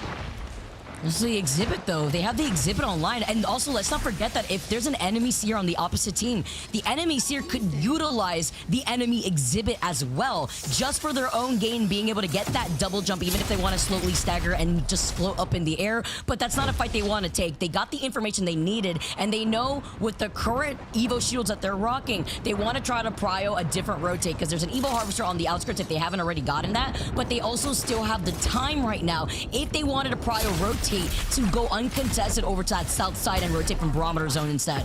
Yeah. You could see the retreat coming out. Just, that fight was taking way too long. They were up there for like a minute on the other side of Legion Gaming, but they will just go ahead and back away. That was a nice little retreat for them. They knew way too much time was spent on this. Any third party can come out now as they continue to try and exit, but you can see that they're holding the line for themselves. Currently, we do have most of the lobby inside this next zone. Coming on over, a few teams still straggling on the north side. NVMI, VCGO, Nameless, and On Dogs. But over here at Cenote, it's GoNext and Pot. They're just taking their time. Pot actually in a really strong position here. GoNext looking to just control this outside. I don't know if they want to try and get aggressive with this composition. They have GoNext have swapped on over to that crypto, so they might have an opportunity with an EMP. But honestly, I think it's just about slow playing this side of the zone right now and waiting for that zone 3 pull information. Extended heavy mag. I just hope no Gibby team runs into Navi, because Navi have a Mad Maggie and a crypto. It'd be a sad day if you were the unfortunate ones to deal with that rotate here. As we get to take a look at GoNext and just being able to scan and ping the teams that are in front of them. They're one of the teams stuck on the edge of zone, but they probably know here that this zone is going to continuously pull maybe towards the net side and the north side. I've seen the zone pull towards closer to the armory and uphill out in the open by Pride Rock. It could be lethal here as On Dogs take this fight over by Mill, get a little bit of invincibility here as Trick tries to move all the way up, but with the Sparrow taking already so much damage, I don't think trying to push in that position was the move here for Tricks, as they were already kind of isolated from the fight with Billy forced to pop a Phoenix kit. And this is a full isolated fight as well. Empire cleaning up one now. They're on the chase for On Dogs, and unfortunately On Dogs, if they continue to run this way, there's two other teams actually coming, but they decide to turn around on this fight, and Empire, of course, had that clear advantage, will be able to finish off one more. On Dogs survive for now, but like I had mentioned, there are still two other teams here on the north side, and over at Checkpoint, it's going to be VCGO. I think they might have spotted them out. We'll see if Billy can survive, but now you can see things are getting worse and worse for him. He's actually running into a duo of VCGO there, and I think they have just spotted him. Oh no, I mean, they got the scanner, said, all right, that's a solo. We've all been in that position when you see that server beacon scanning before your eyes. Do they chase it is the question, or is this gonna go against their timing on their rotate? We're gonna have to see if we can get away with Navi now closing in the gap. Remember what we're talking about? The Mad Maggie, that crypto. If I'm a Gibby team, I'm running in the opposite direction, and it looks like that team had called in a Void Nexus in the distance. Empire now on the retreat here. Navi finding some great timing on that push. Empire getting pushed into Nameless right now. Guts charging forward. R is there. One more player of Empire will go down. Now left once again with two solos. It's On Dogs at Empire trying their best to rat things out. But On Dogs will ultimately fall. Nameless doing a nice job of clearing out the northern end, but they still have to deal with Navi, who have a nice position for themselves over at the mill. Nameless, though, a team that had the dub in their sights, getting Ultra Portaled on, have had enough. Still in this game, still looking to boost up those Evo shields, while NVMI out for blood once again. This Ultra composition for this team, allowing them to play incredibly aggressive, said, no Ultra Void Nexus for other teams, only us. They delete that Void Nexus at their feet, and more teams with this tricky rotate have been showcasing themselves with a later rotate through Citadel, right? Teams like Ronin, who have to now go in from, I believe it was like North Pad before, and now being able to rotate all the way south side of Launchpad, actually, rather, and they were able to get that Evo Harvester now, see if they can try to get through Citadel, because this zone's completely shifting over to that Pride Rock on the outskirts of Mill. Yeah, ONIC are the teams that are set up, and they are still running the Gibraltar and the Rampart. Of course, they have the safety of that crypto to give them advanced sights and make sure that they have all the angles around that rock covered up for themselves. But again, ONIC with that Rampart will be able to play that position. It's so incredibly difficult too if you don't have that Rampart, so I'm glad that they were able to get that. And I believe they also had priority. I forget if they ended up coming out from Mill. I believe they did. So again, it was just an easy convert for them. We'll see if they can pick up more points. Currently in second place with 25. Rodin here in third with 23. This is a comp like you had mentioned. They want to find the fights, but they just have not been able to. Might have to up against Legion, who are looking to gatekeep just on the other side of this one. Now, I want to follow up. You're absolutely right. ONIC with that POI advantage, being able to exit out of Mill early on and having that ring console obviously right there too, just set them up to get into the position way earlier, and works into that composition that we keep seeing and noting here, except with the inclusion of that crypto instead to try to combat the other Gibbies in the lobby, as the EMP does get rid of that dome of protection. Navi, though, playing off these lips and inside this room have bunkered down themselves with the Catalyst. Different form of a control legend that we don't get to see as often, but shines amazingly, especially on Storm Point. And with the Mad Maggie too, they're not going to be moving anytime soon. They could probably predict that this zone's going to continuously shift over to their southeast side, but it's about getting that information if they could at least obtain purple Evo. They do have an objective fight over here on the north side as well, as the Mythic Bin is spawning in. Nameless don't want any part of this. They actually back away all the way towards down beast for now. But Na'Vi just in this positioning battle up against VCGO. Hierarch is going to try and find an angle for themselves. They did spot one solo. The Slab wanted to push in, but VCGO instantly call it in. We've been spotted. Let's back away. Nom is coming in behind us. So VCGO are in an awkward position for now, but it's down to Na'Vi to really hold down the inside of that building. You love her positioning with that Void Nexus. Just is the insurance policy sometimes, whether it be getting out of trouble or getting information here, especially with the Evo Shield changes that we've had, taking a little bit longer. But Ronin got full purple here, nothing to worry about. As they're still playing on the outskirts of Citadel, the only thing they do have to worry about is just getting into that next zone and getting through Legion Gaming, who are trying to gatekeep them. Luckily, in their position and looking at the time now, they have less than 55 seconds to decide whether they want to commit to rotating here or if they want to wrap around to the south side of Barometer. But if they do decide to do that, it may be a little too late right now, and they could be at risk of getting gatekept by another team that have already found a building over to the southwest side. Nameless evac their way on in, and GoNext tried to pounce upon that nice airburst nade. Here comes another one out from Light, and it connects. What? Guts gets taken out instantly by Light. Now GoNext, they're not chomping at the bit. They are not charging forward quite yet. They know that this is a precarious situation. They don't really have a new, you don't have a Newcastle, you don't have Gibraltar. It's difficult to follow up on this one, but they are keeping an eye on it. They do have that drone out, giving them information. Light charges forward. They're gonna look to finish them off. There it is. Nameless going down. GoNext, clear out this western side. Now, gonna be Na'Vi, VCGO to the north side, who have a fairly isolated fight if they want to go ahead and take it.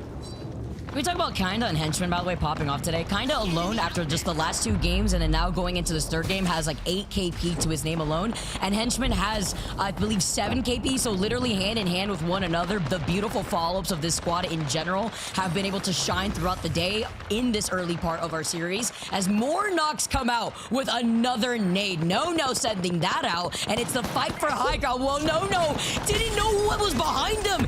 Oh, another huge nade. CJ cracked. He's cracked himself with the PK. Onin, excellent timing here. Legion Gaming actually went really early on, backing away, didn't apply enough pressure. And so Ronin were able to walk up for this one for free, essentially.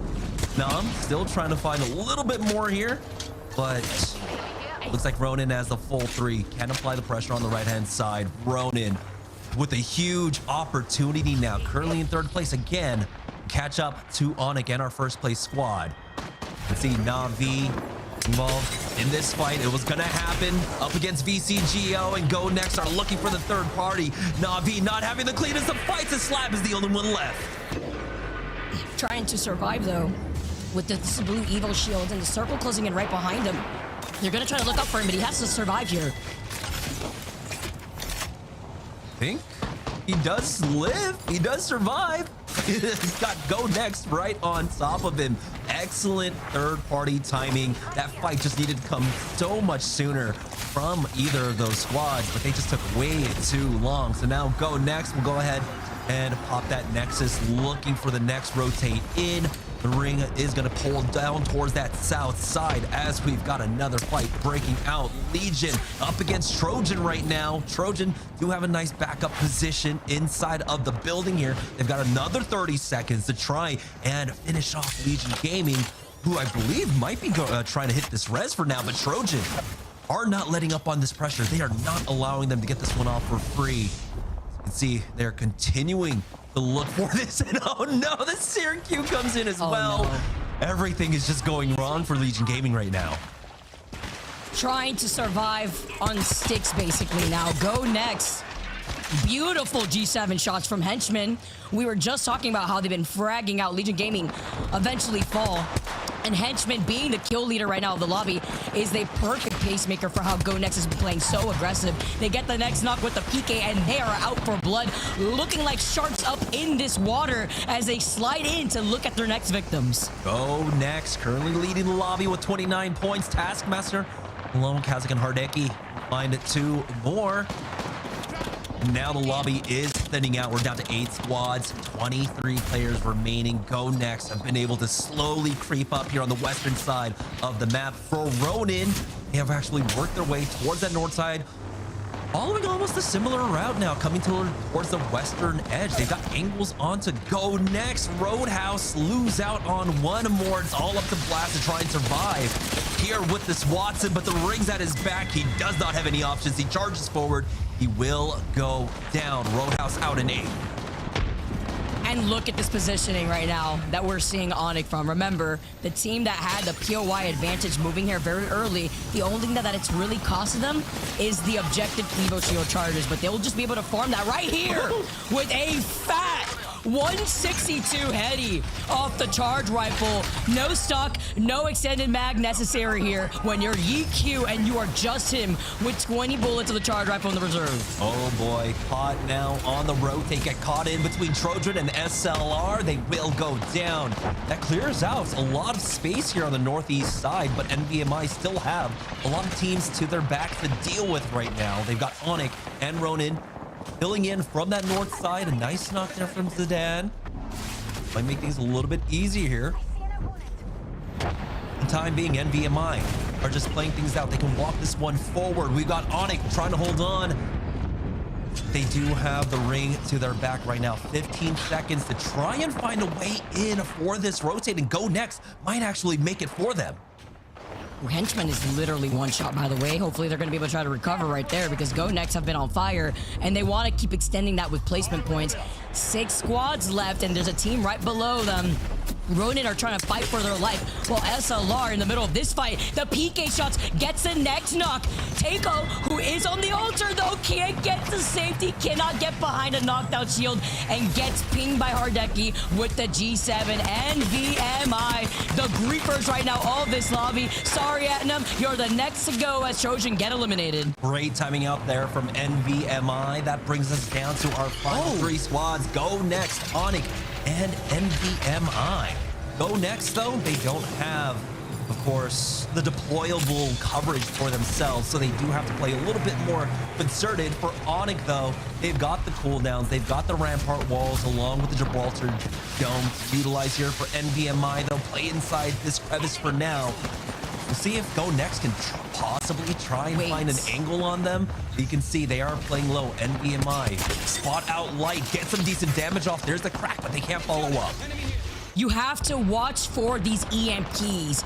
This is going to be crazy. There may only be one Gibby left from ONIC, but before these fights start with GoNext getting the first knock, they don't want to give up too much space, even with them having the advantage. They're looking for the dub. NVMI get eliminated. They knew the other team would eventually walk up here. Still Crypto's in the lobby here, even with one Watson, but eventually they're going to have to start moving. It'd be ashamed if an EMP would delete all the hard work of these Watson fences, but even better for Light to take control over the high ground like the king he tries to be, sliding in with the PK, proving that's all he needs as GoNext take the final game on Storm Point. It was just a matter of time for GoNext. This has been one of the most consistent teams across the splits and ultimately taking the win here. But you saw the coordination, you called it out, Vicky, waiting on that EMP, instantly jumping in.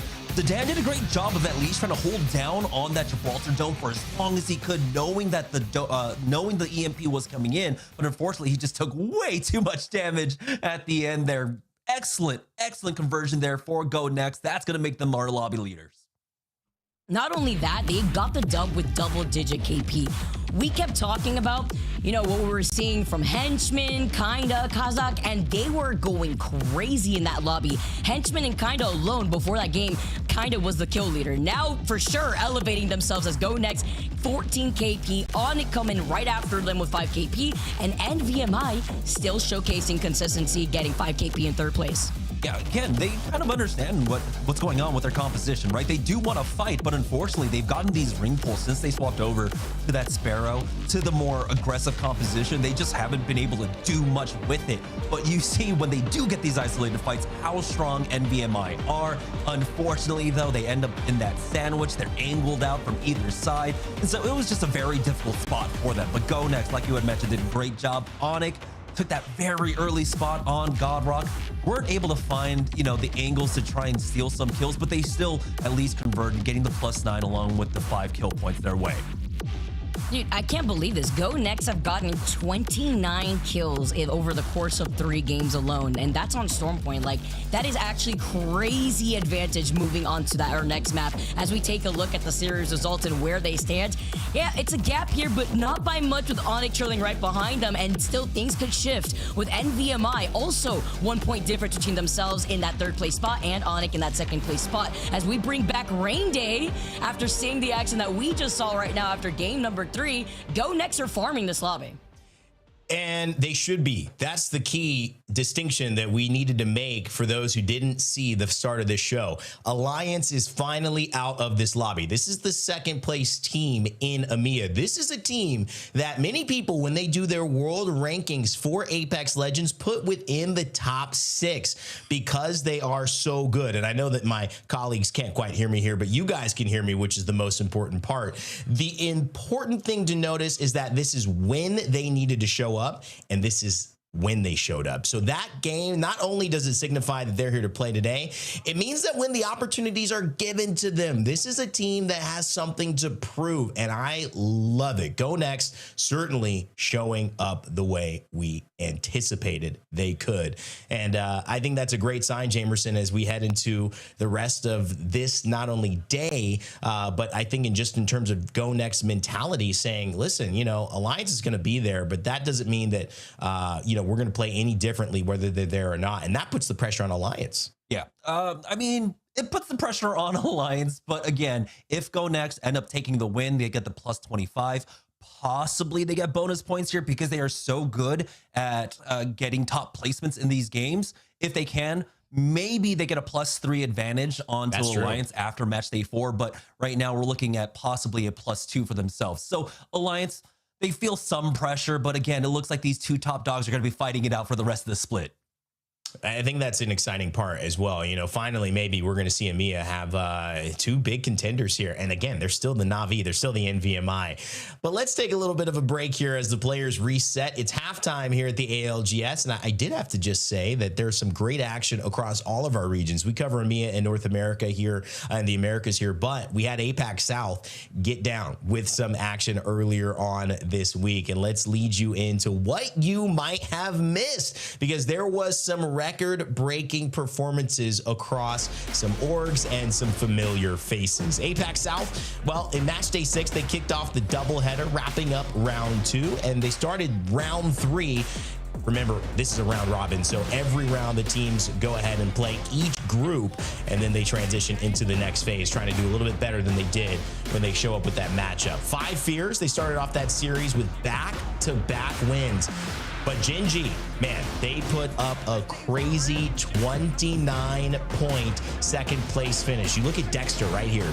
He's got 8 kills, 7 assists. What in the world? 2,600 damage. Is this a pub? No, this is APAC South Pro League, baby. 5 Fears is the champion, but Gen G, my goodness, they have dominated. And then they follow up that 2nd place finish with another 23 points in match 3. I know this is obviously a team we saw perform at our midseason playoffs really well. They were in the conversation, and let's not forget that APAC South holds the most recent trophy when it comes to Apex Legends. It was VKG, but now Gen G in a big response form. 5 Fears were able to answer back. You know, they got that win earlier on, and they got their match 3 win of the series, and they picked up some bonus points, but it was not enough to secure the victory, with Gen G's kill-heavy performance stealing the day, showing just how the power of Dexter and Asia can combine to create something special. They led at the end of the day at match day 6, with 5 Fears closely behind. Also, I mean, look at this, 84 points, 33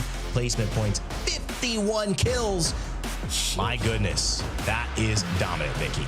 Yeah, I mean, the fact that it was just like the warm-up day for Gen G just before they continued on their domination is just on another level. Shout out to Genome, too, from being able to call out what impressive talent we've always had here within APAC South. As we look at Match Day 7 and how everything played out there, Match Day 7, just as destructive, because Gen G finishes top 2 in 5 rounds, winning that map 2 here. As we get to see the action here, Gen G just did not stop at all.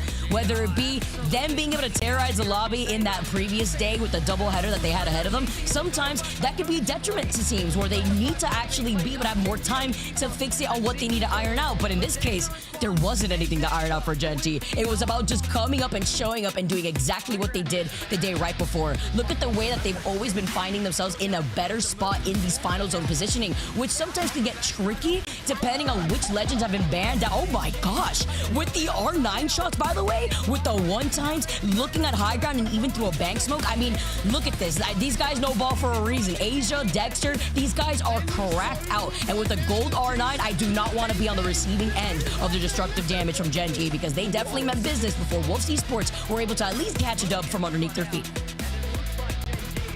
Yeah, this was incredible, Vicky. And, you know, when you consider that this is a team that performed well mid-season, but also a team that's performing now here in a doubleheader, finding that rhythm, yeah, it could be a detriment not to Gen G whatsoever. This is looking like a very big contender, and I think APAC South, I mean, we've seen it before. They've been probably the second most in terms of lifting a championship in Apex Legends, but this just goes in Match Day 6 and in Match Day 7. I think these are the Match Day 6 results, but Jamerson, it just goes to show how strong these individual players are and how strong they are collectively. But Asia, man, he had himself a day. Yeah, I mean, they're doing it in a region where they like to play relatively aggressively too, right? And so to be able to just kind of keep up that momentum where you're just fighting and fighting and fighting, that is absolutely insane. Finally taking away from Effect at 34 kills in a 6-game series. Our shout out to our boy Genome for pointing that one out for us, but that is amazing. It is really kind of going to show, you know, APAC South on top right now in all ways. All right, like you had mentioned, Rain Day, that they are our most recent LAN winners with VKG. Asia showing up here now, taking that kill leader away from Effect. And if we take a look at the overall leaderboard so far, I mean, you get to see the effect that Asia has had for the squad. After 5 days played, they're currently leading in first place with 110 points.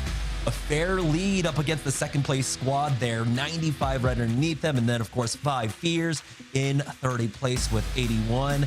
So right now, Gen G are looking so comfortable with what, 4 more match days left. Yep, and the final doubleheader of the split is on October 4th, so that should be next weekend. You can see that action conclude. Obviously, Gen G and Wolves in a great spot. VKG in 17th place, but that team has done so much. Winning midseason should almost guarantee them, I would believe, a spot in our LAN coming up in Sapporo, believe it or not, in January. It feels like we've just been waiting all year for that thing, but that is still coming up. Apex Legends fans, are you going? Let us know in the chat. We had some fun fan interactions as well. In fact, I'm wearing this bracelet. I realized I had this on my desk. You can't see it because I'm like green screen, but it says Talent Squad and it says my name here. And somebody made this for us and gave it to us at our New Orleans Open. I think you might have gotten one, Jamerson, as well. So you got one too, Vicky? Yeah. So shout out. That is very, very sweet. Those are the fun little interactions that we end up having. And of course, we also film some fun moments when we're at LAN. And speaking of, we have some shorts. Are they live? I haven't actually seen these. Let's go ahead and throw to them because I'm curious what the ALGS video team has put together. Okay, hold on. Nice. Play right side. Play space right side. Play space right side. Yeah, look left. I go down here. I'm walking me for now. You got someone. Okay. Go left now. I'm coming in a second, okay? Wait. Holy sh... Lost the building. They're fighting. Chill. They're fighting hard. Go. They're hard fighting. No team. You cast one. Last one. Break it. 80. Cracked. Oh my god. Nice. Nice, boys. That gun just shoots for centuries. Hey, one. Nice. Walk up. Walk to the corner. Let somebody AFK come with me, Sykes, now. You need to swing the corner. Come to Sykes. Sorry, coming. Takes down Sangu. Now the rest trying to follow up on that damage, but it's all down to Sykes. He's left on his own. It's a 1v1 to win it. Unbelievable what we're witnessing. We may never see something like this ever again. Let's go, Zizi. I'm winning Pro League. All good. I'm back. And remember, if you like that content, there's more ways to enjoy it. More content available on our TikTok and Instagram. And if you need another reason to follow, well, we're doing a giveaway. That's right. 23,000 Apex coins. That is right. 11,500 on Instagram, 11,500 on TikTok, split between the platforms. So follow and comment on either of those channels for a chance to win. But make sure you guys get your accounts ready for that. Awesome. I always love a little bit of coin giveaway there, guys. It's always fun to see some free skins get delivered and say, this is because I watched the ALGS. So hopefully that's you. Vicky, I'm going to need you to stop creating new accounts in order to be a part of that, because I think, we need to somehow let people who are watching have a chance. Okay. Not Vicky Kitty cannot win. Okay. That screen name cannot win. Vicky, take a break. Don't do anything crazy while you're gone. Jamerson and I are going to cast here for this one. Jamerson. All right, man. It's been 4 games. We're coming up on our 4th game here. 3. We saw Storm Point. Talk to me. What's your roundup after 3, looking at the Storm Point game so far as we head over into our next map? Yeah, this is going to be interesting because we got such an early Newcastle ban, right? He has been kind of firing his way up to the top in terms of Newcastle ban. So it does allow for a lot of teams to play a lot more aggressively. So for the teams that were running the Sparrow that we saw on Storm Point, I'm expecting a lot more carryover there. More Maggie's in play. I want to see that here because she is so good now, particularly here on E District, because you can just poke away with the riot drill when you know that teams are playing behind so many different walls. But the ults are gone now. Again, makes the rotations a little bit more difficult. For GoNext here, though, they are going to stick with that crypto for themselves. And honestly, the crypto core is what they have been able to utilize all split long. Having this Watson will provide them if they need to play more center zone with that option. Of course, they're going with the Ashe, which is kind of interesting here that even between that split between Ashe and Wraith for the mobility, it is pretty close. No, never mind. Wraith actually is stomping on the Ashe pick, right? So there's a lot more flexibility for the teams that are running the Wraith at this point. But yeah, I think just with the movement that Ashe has as a skirmisher, she might be able to tip a lot of these fights, especially for GoNext, who might look to get aggressive. But we do have our first look at the ring. It is pulling up towards the northwest side here over at City Hall. So for teams like Nameless, Empire, Nom, they've got their pick of the litter for where they want to set up. That's a great overview of where we're at. Meta shifting a little bit, maybe seeing some Maggies. We've obviously seen her intermittently throughout these lobbies, but really only 3 or 4 in this one here to start off on a E District. And you got to be thinking maybe that's map dependent. It also could be thinking of, without the altar, how do we shift our awarenesses of game winning opportunities? You're not really going for a good squad. You're going for the squad that's going to win the game. And that has to somehow counter what people are going to do, and then also put you in a position to be successful. We've seen a lot more Seers and a lot more Cryptos, I think, coming out here. But again, leaning in on the Wraith without the altar, the movement is so crucial, like you mentioned, Jamerson, to be able to get through these tough spots where E District has, I think, more so than most in terms of maps. Very, very difficult if you get in a bad spot to get out of it unless you have a portal character. And so that's where Wraith is going to play a big, big movement. But on Dogs, they say, you know what, we're going against it here. Bangalore and Tricks, this is a combo they like to see. Bangalore, obviously, tremendous buffs over this last season, Jamerson. maybe seen her a little bit less than I would have anticipated with the initial strength of those buffs and the destroying of so many of the traps and the ultimates there with her smokes. We'll see if that continues to be a trend or if she'll pick up pace later on in these matches. The difficult spot that you get with Bangalore is that she's just so strong when you are, dealing with a caustic and the traps are there, but when he is consistently first ban, except for I think like one game across all 4 regions. I think only one game where he wasn't the first ban across all of our days played. She kind of does lose out in some of that strength, so she's not as strong once that composition's gone, right? And you're working as that counter. So even though I think in day number 1 of the split, we were seeing like 8, 9 Bangalore compositions, it has really fallen out of favor with how the meta has played out. You know, and I think too, as we see a little action from Empire Gaming, Lufka getting in on Corny as well on your kill feed. So Roadhouse jumping back into some KP, which is very important. Blast and Aku joining in on that. You know, you consider that Bangalore, you're right, has to find some value in those smokes outside of maybe the traditional way that she's played those smokes. And without the caustic, you're going to see a lot less of an effectiveness against characters like Rampart. And Sparrow doesn't really have enough for that to be warranted as Pot finds a couple of kills there with Oi Rain. So we'll see. I think later on in these matches, maybe match 5, once you start to see Watson banned potentially, or you see some of these legends that really can hard counter, they don't have the traps, maybe start to lean on Ramparts, things like that. We'll see Bangalore come in and be a little more effective. But so far, so good for Pot, who have found some kills as they've made their way towards the edge of zone. Yeah, for Pot, they do have to be careful. This has been a long fight, and they are picking up the kill points, but a lot of teams are still kind of rotating around the area. We've got cybercats here on dogs. Legion Gaming trying their best to survive. So it looks like it might be an alleyway brawl in just a moment with all the strays showing up. But Pot do end up getting out of there in time. They do avoid the third party of On Dogs, but On Dogs are still trying to hunt this one down, while Pot are keeping them in mind while they hunt down the last member of Legion Gaming. You can see that, that ever-looming threat of On Dogs is going to stop them for the time being. But they're not giving up on it right now. You can see now Nate's about to come up on Ronin here. MG Clutch holding this position for them. Right now, Ronin currently in 4th place with 29 points. They've got the northeast side of the zone. ONIC to their back. The zone pulling up to the north side. Now, this is kind of interesting that a lot of the teams have favored to go for the very far northern pull, even though we've been seeing out of a lot of these ring interactions, the kind of ping-ponging that happens, right? It'll hard pull one edge, then go towards the other.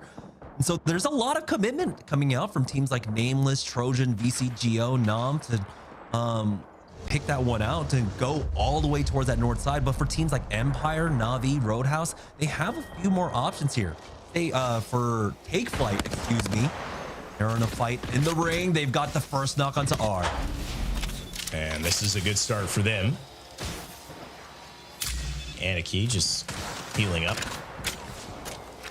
A couple of syringes, and mostly positioning is going to be important here. He's close to the zone, so positioning and really who gets that first blast of damage that forces someone into a defensive stance. You take too much here, you're going to have to start healing, means you can't shoot back, and then that basically means that that fight is over in more ways than in any way you try to slice it. So gonna, with the Seer, have to stay alive here, just being extra patient, extra vigilant, throws out the Q, focus of attention, realizes no one's there, is just gonna take this side route and peek up on the height, which he expects them to be, and yes, there they are. So Take Flight, 13 points to their name, 12th place overall here. Kind of a tough spot, but maybe hoping to wait this one out. They could last two zones here if this team doesn't let off the pressure, but I think Aniki's going to try to find a way around. The difficult part is that they're all out of heals. They are all out of heals. And so despite getting the kill and confirming on the one player from Nameless R, they're in a difficult spot. They've got GoNext. You can see rotating over from that boardwalk side. And so they might run into the M. SLR, with the help of Nameless, can keep them boxed out at this point. NVMI throughout all of this, by the way, we're able to pick up a +3, taking out SJP2, our first victims in this lobby. NVMI rotating towards that north side. A lot of teams are starting to coalesce there, and this is going to create an interesting dynamic. This is the, quote unquote, the slow side of the zone where ONIC and Ronin are playing.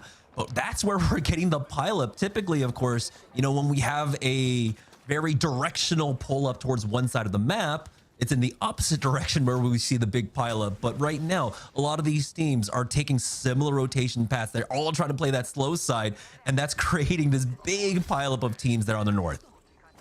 Yeah, this is a really, really strong northern pileup, and all these teams still alive, only one down. So 19 or 18 squads. Remember, in EMEA, Shalala would have been in this. They've disbanded, and they have become a new version of 07, which is taking on K-Swinny and Tyler FPS. So we'll be seeing them in other lobbies this weekend, but not today. And so obviously 18 squads left. One team has gone down. That's SJP2. And now, speaking of the fast side of the zone, Jamerson, it's Legion Gaming having to make a run for it here. Difference is they've got a decent amount of meds, so they should be okay when they get there as well. But definitely got some distance to cover. Pot in front of them and On Dogs holding that area, so pay attention in case they do try to kind of jump into this, that there might be some friction for some of those teams holding them out. Yeah, they desperately need these bins as well after getting the res onto the two players there. So this is going to be a difficult one for them. They're rotating in. This is the farthest they can rotate in from this zone. They're never going to be able to catch up to the ring. And they've got teams on the south side that could look to gatekeep them. On Dogs are currently holding that southern side right now. So this is going to be a difficult spot. And again, once they get out of the ring, most of their meds are going to be gone. So On Dogs can just slowly pepper away at them, crack someone. There's the first one going down. That's going to be Sampi. But I don't even know if they're going to be able to get this res. I mean, do they leave him? No, one's going to res. Blooming Flower seems fine. Probably popped a med kit there. Decision was maybe let Sampi do that and then let the heal come up so they can get the heal passive reach in from getting, obviously, revived by the Watson. So that's a good idea. It's a very good strategy to do this, but what I'm worried about the most is On Dogs have the crypto right now, being very, very reserved with their usage. But it's not like Trix can't find a way with Billy to go ahead and see that Legion Gaming are coming in on their right side and continue holding them out. So we'll see if that takes place. NVMI over on the north side. We transition up to the very top of that circle in the buildings, where we now see it's going to pull slightly down from setting up their Watson fences. This should be good for this next zone, particularly with ONIC, SLR, and Nameless right on their border trying to fight for their position. Nameless, I think they were just too busy to really try and gatekeep NVMI, right? They had to get the res onto their third, and so unfortunately that momentary lapse in the defense allows NVMI to creep on in. They were able to move their way past ONIC. For Pot, though, find themselves stuck here on the edge. Take Flyte, looking to gatekeep them right now. Take Flyte themselves have to be careful on the other side of this fight.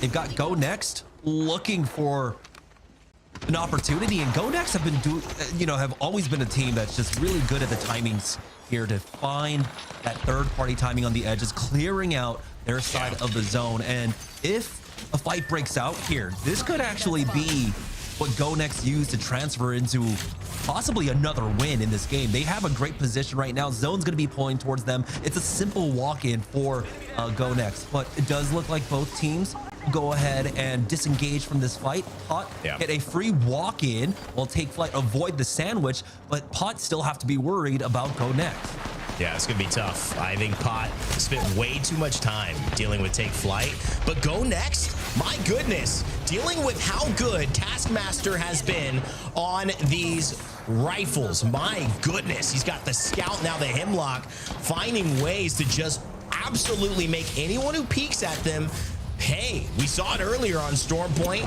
and it got almost changed Ronin's fate. And now it certainly changes GoNext's ability to pressure them out. Taskmaster single-handedly opening up some space where we felt GoNext was going to be able to really shut them down, but they're not out out of dodge. Zone just pulled in, and no one is safe yet. Pod have to go right towards cybercats or take flight yet again, or they're going to have to go towards GoNext. But on the other side of things, Jamerson in an even worse position. It's Citadel Gaming going against On Dogs. Both of them so low, basically spinning it all here, all in, to try to see who's going to survive and make it into zone. They end up securing the thirst at the very least, and so now they will go ahead and stabilize. Does seem like On Dogs will go ahead and back away the threat of the third party from Empire. Showing that they can't take this fight. We just have to back away from this one. They do have the crypto up, so they can recover this banner as long as that drone doesn't get taken out. For Na'Vi, though. Uh-oh. We're in a little bit of trouble here. Hierarchy extremely low. They'll be able to back away from the timing. Pablo connects. Slab will be the next one to fall and take flight now with the 3v1 advantage here, Rain. It's just Uchako left. And I love the impact we're seeing Seer have right now in this fight. This is the reason this character is back in business, and that focus of attention just so much more valuable because it's so much more consistent, and the pressure getting out of it is almost impossible. And now you can see Ronan have the same value here. Let's go ahead and listen in as they take on this fight with the Seer exhibit.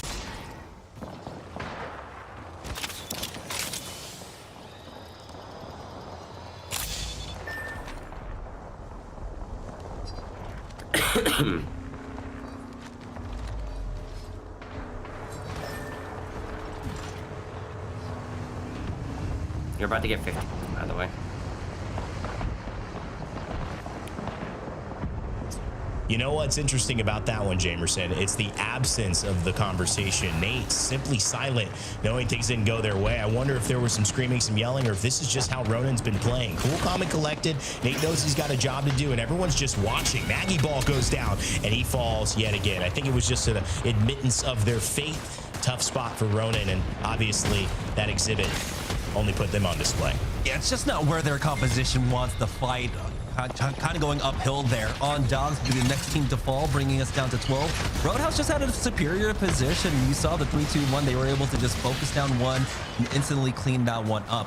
Huge swap off in terms of composition, by the way. We haven't been able to speak about Roadhouse. Going over towards that Seer, picking up the Wraith and the Watson for themselves. So despite still having a Rampart available, despite still having the Gibraltar, we know that the strength of the Gibraltar really does come in really on the storm point. So quick swaps coming out from them. We'll see if they can convert with that swap into a little bit more. SLR though in a fight. Takeo goes down, and Zazi, as he's trying to heal up, gonna go ahead and throw down that Q.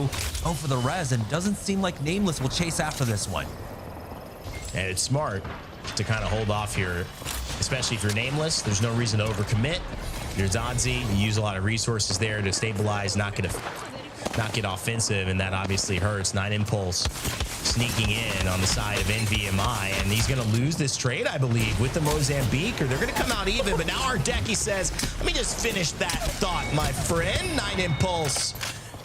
Make sure a couple lose the pulse there. Take Caught Key goes down, and NVMI clean up yet another squad, but they are not without any duress ahead of them. Aku from Roadhouse, Lufka as well takes the portal, and look at this, 9 Impulse takes another portal around them, so the positioning is crazy here. Kazakh trying to get out of the fray, maybe just stabilize a little bit. He's got the Stinger Bolt, 3 charges of it, and I think this is going to mean NVMI have a chance to get out of this one, but it is dangerous right now. Oh boy, Kazakh is isolated. They know it, but they're not going to be able to chase after him quite yet. Cybercats know they have multiple threats to their back right now. As Kazakh ends up going down, NVMI, no cover to work with whatsoever. The 30-30s and the G7 scouts ringing out. It's just 9 Impulse. Actually delayed his rotate in with this squad, keeping them alive for the time of being. Empire Gaming, though, trying to stabilize, need to get lifted up. He is going to be the crux of this composition coming into the final ring close here. 8 squads left, 21 players remaining. We know that NVMI are down to a solo. Nom also down to just Nedzia right now.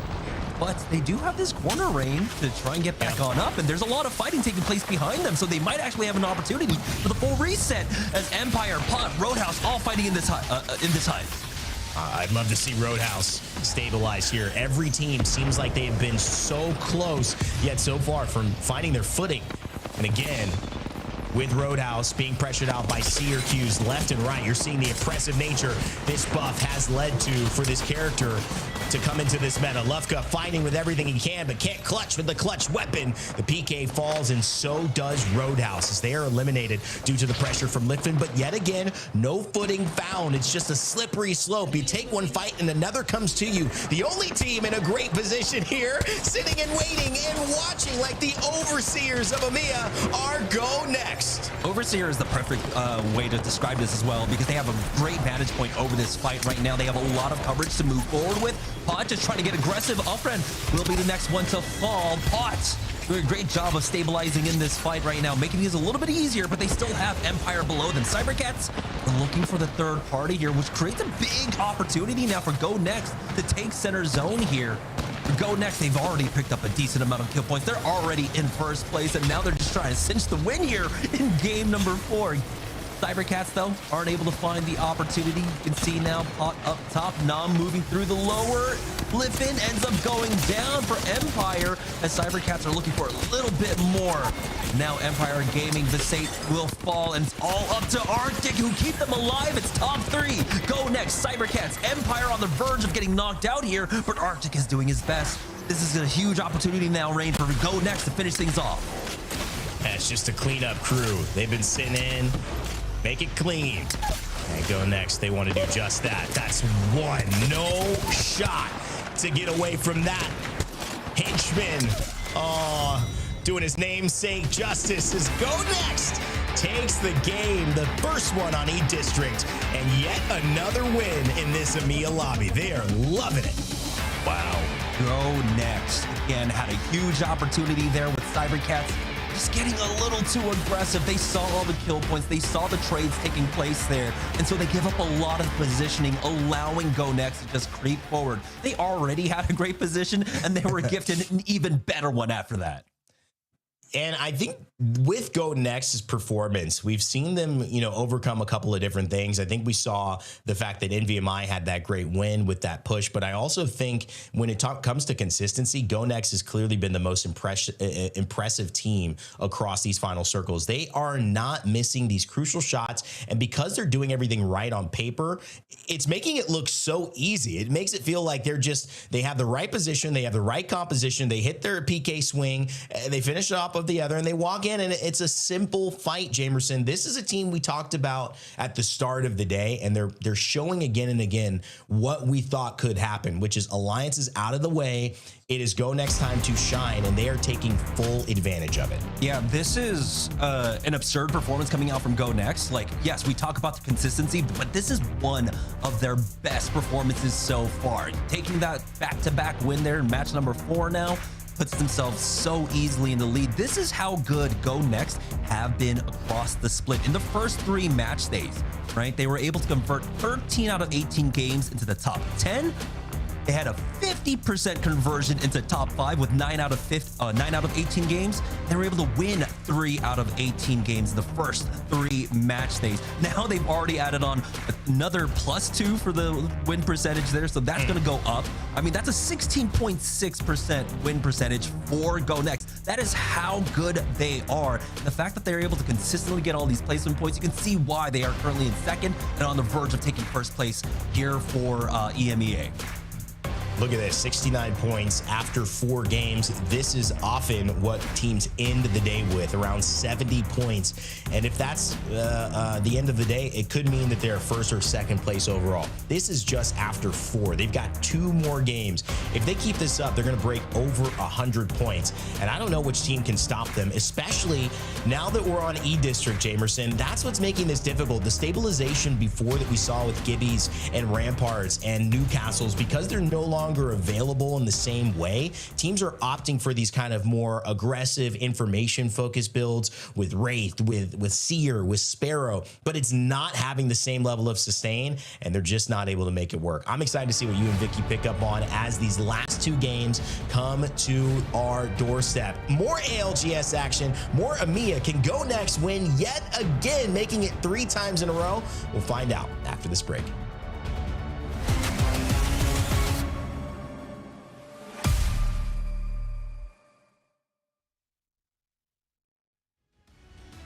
the shield battery, gets a bit of a reset on the health. Sticking a med kit here is mental. Vixeria needs to find his opponent, but he's playing defensive.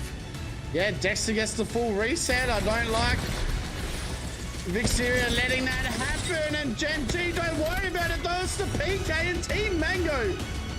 They're left inside. So Zicky now moving in. The nade's going crazy. Gen G looking good once again. Gen G are absolutely cleaning house here, as you say, but remarkable team still the full career and need to hit the go button. They go too late. It looks like the fight's already been cleaned up. Gen G are ready for as Zicky falls, but Dexter responds, and Dexter with the R9. Side off this ring, trying to survive at the moment. Gen G are going to go out. Somehow they take down Limo. Now they have to go out into the open. Rolling Thunder coming down. I think you might be right, Sony. This might be Gen G taking it. They look so good right now. The G7, the PK. There's only one man left. And Wolves Esports. Wait as well for them to move on into 5 Fears. Looking really good at the moment, but D-Cross Gaming also 16 kills in this game. Yeah, that crypto drone is going to be everything if they can get an EMP off. That is going to... As we can see, DCG going in. Peacekeeper comes out, and DCG on the high ground, smoke everyone out, and it looks like Gen G are going to take this one. Man, he has 300 damage and 2 R9 guns in his sleeve. Gen G looks so good right now, but they've overextended a little bit here. Why are they not fighting each other, the other teams? And they're going to lose again. Renten get the win.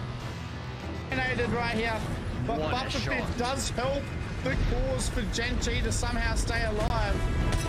Oh my God! What is going on? Bufferfit with a beautiful clutch. Somehow Gen G is still alive here, and this is going to be an easy Silly Billy's victory in game number 6. Red Bull is the official energy drink of the Apex Legends Global Series.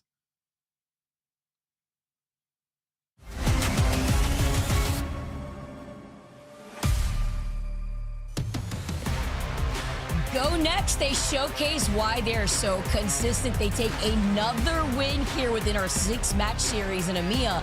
And it's not just on Storm Point, Jamerson. They do it again on E-District. Yeah, again, one of the most consistent teams here in EMEA, here globally, honestly, with how strong they perform. Again, they every single day, the day that they've played, they've just been outclassed a little bit by another squad. And so this is their huge opportunity now.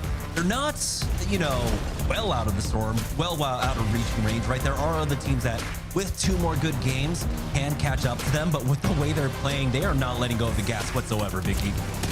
It really helps out with the fact that GoNext just really have to go north for a zone like this where it pulls on the outskirts of City Hall, and they also just time out a lot of these fights amazingly. We highlighted this in the very beginning of the top of the show for a reason, because they see a lot of this action happen, and it's about when they should go for a 3P or when they should prioritize just looking down at this team. Even with the amount of Watson fences that they've laid out with the risk of the EMPs too, and the Seers on top of it all, look at the way that they play this slowdown here too. They're able to then wrap around, cover each other's backs. Even if they lose out on some shields, they don't try to get overzealous and try to get overly aggressive. Yeah, importantly as well for GoNext is that they just have solid game plans when it comes down to it, right? I was mentioning at the top of the show that like you basically have to play around that one core legend, and it's been the crypto for them. And every other composition that comes afterwards, they have a game plan for it. So when the caustic's gone, they know what to pick up, and they have been doing this amazingly, right? And so they know every single game exactly what they're going to play and how they play things out. GoNext are just on another level right now. They really are, and we're still going on to E-District, obviously, as our final map within the 6-match series, as E-District comes right back over for match number 5, but with the exclusion of Wraith being integrated here. So you're going to have another Rotate Legend available to you, which we have seen side by side with the potential chance of having the Pathfinder involved. The Pathfinder, the Ash is still available for us. So again, not much changes for GoNext in terms of compositions. They can basically still run it the way they want to. And taking a look at this draft, again, they have been able to do amazingly well. I think I love the change that we did for the draft system coming into this split. It doesn't change for GoNext though, because regardless of the position, regardless of where they have to draft, they are doing amazingly well out of almost every spot that they draft. Right, because they land in Street Market where we know that there's an evac tower on the outskirts north side of Street Market, and when you have a zone pool all over on the north side of City Hall, you really just have to rotate to that north side. And if you want to try to take some of these fights, as we know that GoNext has been very patiently approaching these fights, they're not really trying to be overly aggressive, but they still find the success because it's about the smart fights they decide to take, playing on the edge of zone and working into those compositions. As we get started, game number 5 has already laid out where our teams stand in the overall standings after today, and GoNext are leading the charge significantly. And they are looking to finally topple Alliance on the top of the leaderboards here, and they have a huge opportunity to do it with how consistent they are. Just getting in top 10 is so easy for them. Getting top 5 is even easier. It's a coin flip whether or not they're going to make it to top 5. Because again, they have a 50, or before today, they had a 50% conversion rate into top 5 across all of their 18 games in those first 3 days. So for GoNext, it's again about just rinse and repeat. It's crazy. You know, you talk about a battle royale and the high level competition that we have here as we get to see the little flyby of the fishes and then looking at where this next zone's pulling. To have that consistency still, no matter what, this is incredible. And seeing where the zone is pulling and the different legend compositions that we have, you talk about the Ash and we talk about having those rotate. Some teams, very rarely, I mean, we literally have one Pathfinder in the lobby, but a majority of them opting for the Ash here. You still have the Watson in play, which also allows teams that may like to lean into that crypto a lot more often going later down in the series to shine in these later zones once these rampart walls come up and these Watson fences as well. Yeah. This is, I think, going to be one of the most difficult rotates now. Possibly one of the most difficult games for GoNext, right? Because they do have actually the longest rotate for themselves, going all the way up towards Edam and Galleria. This is going to be interesting to see, though. Is this ring going to pull up towards Edam, or is it going to go into Galleria? There's still actually an option where it actually goes over towards Roadhouse. We've seen a few of those zones. So this one's a little bit difficult to read, even if you do have that ring 2 scan. So for a lot of the teams that do like to play a little bit slower on the edges, that try and wait for that map, ring 3 information, it can work out in their favor.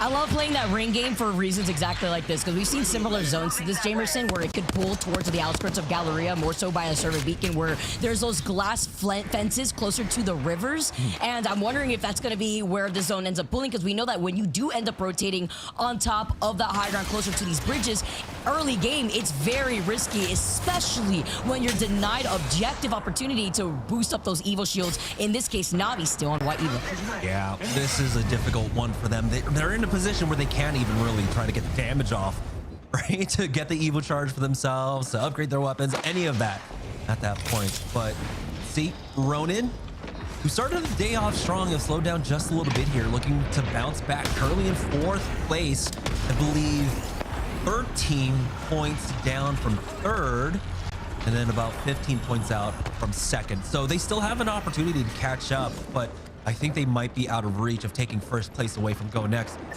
unless they get 2 monstrous games in a row. But Ronin are looking to get aggressive. They have a composition. They've been running this composition or a variant of it, right? With the Sparrow, with the Mad Maggie for a while. They just haven't gotten the ring pulls to really utilize that hard fight on the edge in safe spots, in safe isolated zones. Unfortunately for them, they have to play center zone basically at this point. And so they're not able to utilize this comp to its full potential. Yeah, and this is an isolated fight, at least for them here, while they are on high ground. This is their POI, so it was Nameless that are playing underneath them that rotate around from Resort. And we saw the plethora of nades that they hurled in Ronin's direction. I was wondering when it was going to stop, and it seemed endless. Ronin waiting patiently, though, still on the high ground, seeing if maybe this team, Nameless, that were underneath them, wanted to scan a beacon, and they're now on the other side of them. So they're just going to be able to try to get some poke pressure down, because this is a team that is going to not only try to get the scan if they can on the ring console, but get those white Evo shields up too. Empire now They do have hold over this chokehold. VCGO was just ahead of them. I think they were taking some pot shots off onto them. Moving forward here, they've got the Rampart along with that Seer to try and creep up onto them and not get caught out by any off angles, but they've been spotted by that crypto. You can see how difficult it is to take the fights when that crypto drone is available. And so they're just gonna go ahead and hole up in this spot for themselves. They have to worry about this EMP though. That was smart. They took down the Rampart wall just in time so that way it wouldn't delete the damage amp part of the Rampart wall here. But with the Sheila out, it's just to build up some space. And Empire now rotating around the side of the building, noting that there is this team not only next to them, but there could be a 3P. And it's all thanks to that Evo Harvester that these teams are fighting for. As Empire trying to fully swing. Beautiful shots, even through the PK though. They have to be careful. Saint still alive. Arctic charging forward. Nom get cleared out. Empire with a great move. They, of course, find themselves in that sandwich, and instead they take the fight on one end, and it's the safer one just behind them there. Roadhouse will be the next team eliminated, bringing us down to 17 squads remaining on Dogs, currently in 19th place. Again, the day is salvageable for them. 2 good games in a row can put them up there in 3rd, maybe 4th place position. I mean, luckily, because GoNext has been gobbling up so many of the points in the lobby, SJP2, the next team to fall, and EMEA are just getting so aggressive here in game number 5. I love it. This is where a lot of these teams know where they stand already after 5 games. This is why I always say it every single broadcast, Jamerson, that the chaos really starts up in game number 5 when these teams start getting desperate. Hierarchy, the only one alive right now for Na'Vi, and it is the Crypto. If you do have one player left alive on your team, this is the best case scenario, so you could have that Crypto drone pick up those banners if they could recover. Ronin now too, another team that's just trying to fight their way outside of the edge of zone, as we continuously have seen, are going to be able to recover 4 now and look to see the team that's trying to circle keep them. Well, it's also a 3P coming out from GoNext on the other side of this one. So while Trojan were able to walk their way on in, now they get finished off by GoNext. 71 points for them. And this is what I love to see coming out from a lot of our top teams, right? Once a lot of these more defensive compositions are gone by game number 5, by game number 6, regardless of the region, the winners tend to get really aggressive in game number 5 and game number 6. GoNext, though, had the perfect opportunity for it. They have the longest rotate as this ring does continue to pull up towards EDAM. So GoNext are going to take their time, get every last bin reset, get every last scan on their way on in, and find every third party. Ronin, though, will survive for now. Na'Vi were able to stabilize and get the res as well. So Hierarchy doing a great job for keeping them alive. But ONIC, the team currently in 3rd place. The snare goes down. Yiku says, you know, I'll be fine. Nothing to worry about here. Zidane still healing up now. And so ONIC are looking to try and get aggressive, but I don't know if they'll have the timing here. More teams are starting to come up from that south side of the zone. On Dogs, we're keeping an eye on it. We got Pot rotating in from the south side as well. So I think the timing for a fight is just gone for ONIC now. Yeah, now at this point, you just want to be able to hold that northern building if you can. They're playing a split position on purpose to deny other teams from taking up that space while the rest of ONIC still get information. You can see even with the Sparrow Recon arrows, just being able to have that scan there in case somebody walks within that pathing really comes in clutch to let you know if somebody's trying to round up right behind you. And that could be the case if Pot aren't too careful, if they are able to at least successfully rotate from that north side. As you can see, the teams that aren't in that next zone, NVMI, who are now coming out of Energy Bank, playing objective. They have an Evil Harvester, a Ring Console, and a Survey Beacon to work with, as well as Ronin, who are also going to be coming into that southwestern side. Yeah, they saw GoNext take the evac tower and just creeped in with them. So this is going to be a good opportunity for them to basically restabilize their economy. And they know that there was a team ahead of them. They're going to try and largely avoid that. So look for them possibly rotating in towards that cybercats site for ONIC. They're doing a great job of keeping an eye all around them. And we were mentioning Pot and On Dogs rotating in from the southeast side. So Pot aren't able to get any further in. On Dogs, I think, took over the position that Pot were playing off of here. For Pot, it's going to be a little bit difficult, right? They don't have the same kind of information that a lot of the other squads that are running the crypto have. They don't have the eyes on the other teams around them. They don't know exactly what the battlefield is quite like. but this is a safe position for them. They're on the slow side of the zone. They're just hoping the ring doesn't pull away for them. And just now, the Mythic Bin spawns on that high ground, I believe. We'll see if anyone tries to contest it. Round 2 closing in right behind Pa, and they're not going to be moving from this spot. Team running that bunker down composition with that Watson variation. Prestis, though, is going to be able to get that knock onto Pablo Minecraft. And with that knock here, just looking on to see if any other team around them may just look on to just get the reset. That's going to be Pablo Minecraft just coming right back up here. No one's going to try to push in on this too. None of these teams want to give up the spot that they have within that next zone. And that's kind of the E district setting too, right? We know there's a lot of coexisting in a lot of these buildings, which is why you see so many spots within these last zones. But let's jump into and listen with GoNext as they try to plan out their next rotate, and Asir right in front of them. Listen, can you come back? Can you stack? And we just TP behind them, figure out where the fuck are they. Okay. One button, ramp up was top left. One was close right. Taking us. Picking. Bottom. 100, dash. Swing in. Swing in. Money. On me. 100. I TP. Above. Stay slow. Nice, stay slow. Bang. Stay slow. Reset. I'm butting. Up on hill. Yep. I'm looking behind, by the way. No, I'm behind. He's above me, I think. Ready in 2 seconds. Above me. Different team as well. One guy above me. You walk the gate. Move you, hands. To reload first. Yeah, I scanned him too. Picking. Good, he's got 100. One. Nice, good.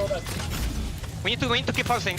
That's like 2 on high ground. They're getting shot. It might be in the compound team. Yeah, it is for sure. I'm going up.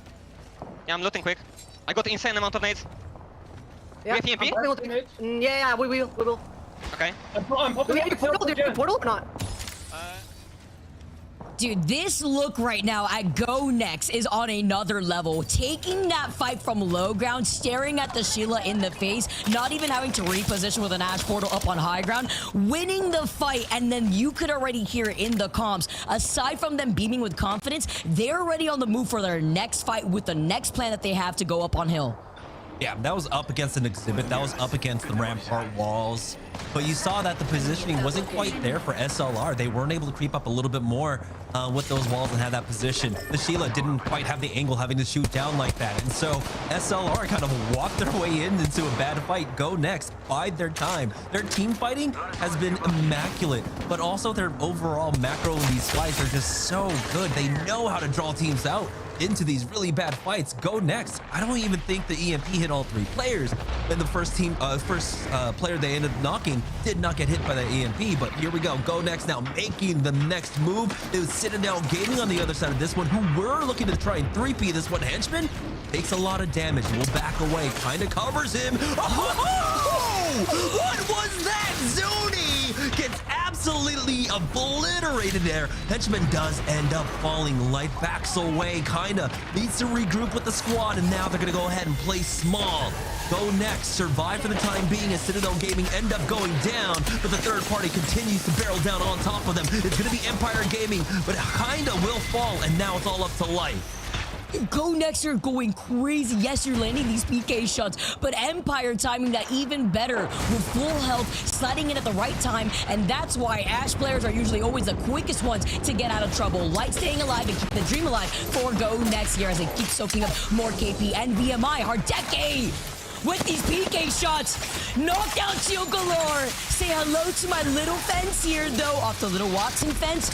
Playing right behind the Arcstar, gets another PK shot. Let's get one last one. He's one shot, and he cannot clutch it out. And now the 3P comes in and takes what is left. Cybercats dismantling them as their invite for the third party got lost in the mail somehow. Yeah, Cybercats as they loot up, though. We've got On Dogs looking for the 4th party, but this is not going to be a clean one for them. So they've got to be careful. On Dogs still have a rotate in on the fast side of the zone with Take Flight looking to gatekeep on the southern side there. Throughout all of this, I believe GoNext has stayed alive.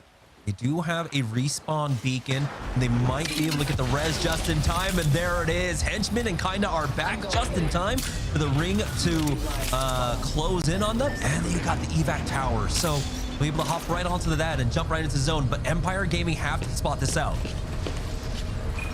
GoNext dropping in now.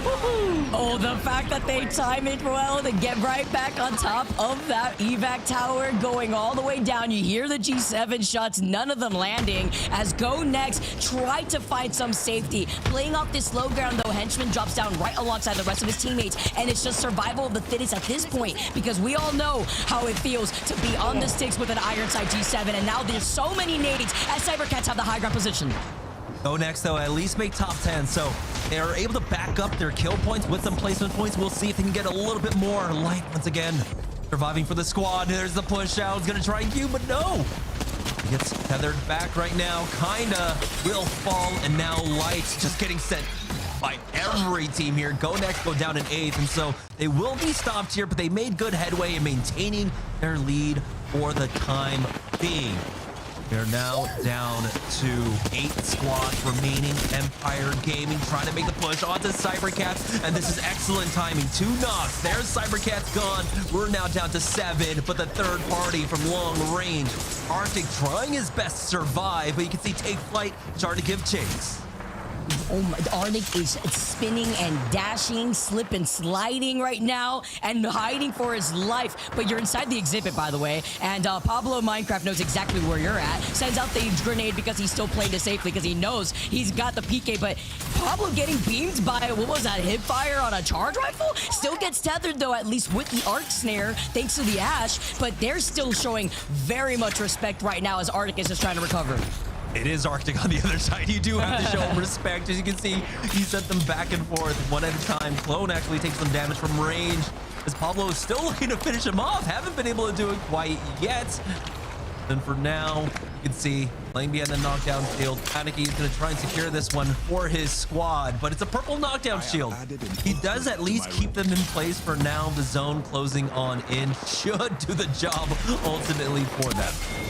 Good thing there's no more Ultra allowed here, right? Imagine if they were able to take a Void Nexus, but that's not the case here. As Ultra is banned, and ONIC now take up on the high ground with that Crypto, Watson, and the Ash. They're the Kings right now looking down at the feast that they're about to take on. G7 shots, no light mag necessary for Zidane, and still, everyone is in their line of sight. Everyone below them need to be careful, because while they try to take more poke pressure with 5 squads left, eventually ONIC will be able to at least hold this spot for now until that next zone. This is a massive opportunity now for ONIC to try and catch up with our first place squad. They were down by about 23 points heading into this game. Now they are outplacing and having the opportunity to pick up some kill points here from on high. It's Take Flight, Pot, Nameless, ONIC, and Na'Vi in this late game, but it's Na'Vi set up in the center of the zone. They've got the rampart walls down for themselves. Take Flight don't have that same option. They are not running that rampart, and so running things in can be a little bit difficult. Luckily for them, they do have that Ash port to get them a little bit closer towards the center. The large majority of the fighting is taking place here on the northeast side. Na'Vi finding a knock onto Oirain. We'll see if they try and chase after this one, but again, don't want to give away this spot.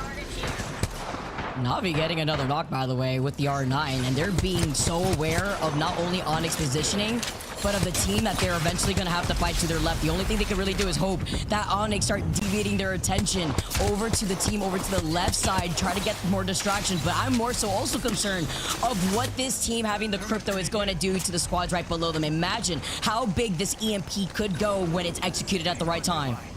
It's not just the EMP. They have so many nades. So many nades to throw down into this late game. I don't think they throw a single nade this entire time. Big connect out from Zidane to keep Nameless in place. R is going to go ahead and back away to EQ. Trying to chase after this one, and these are the nades that I'm talking about. Just follow this up. They don't have to chase it down.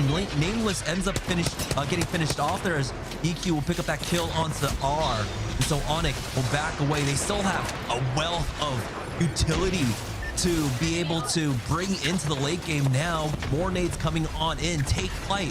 We're able to walk up onto Na'Vi's positioning, and we might have 2 separate 3v3s taking place. Pot versus ONIC, Na'Vi versus Take Flight.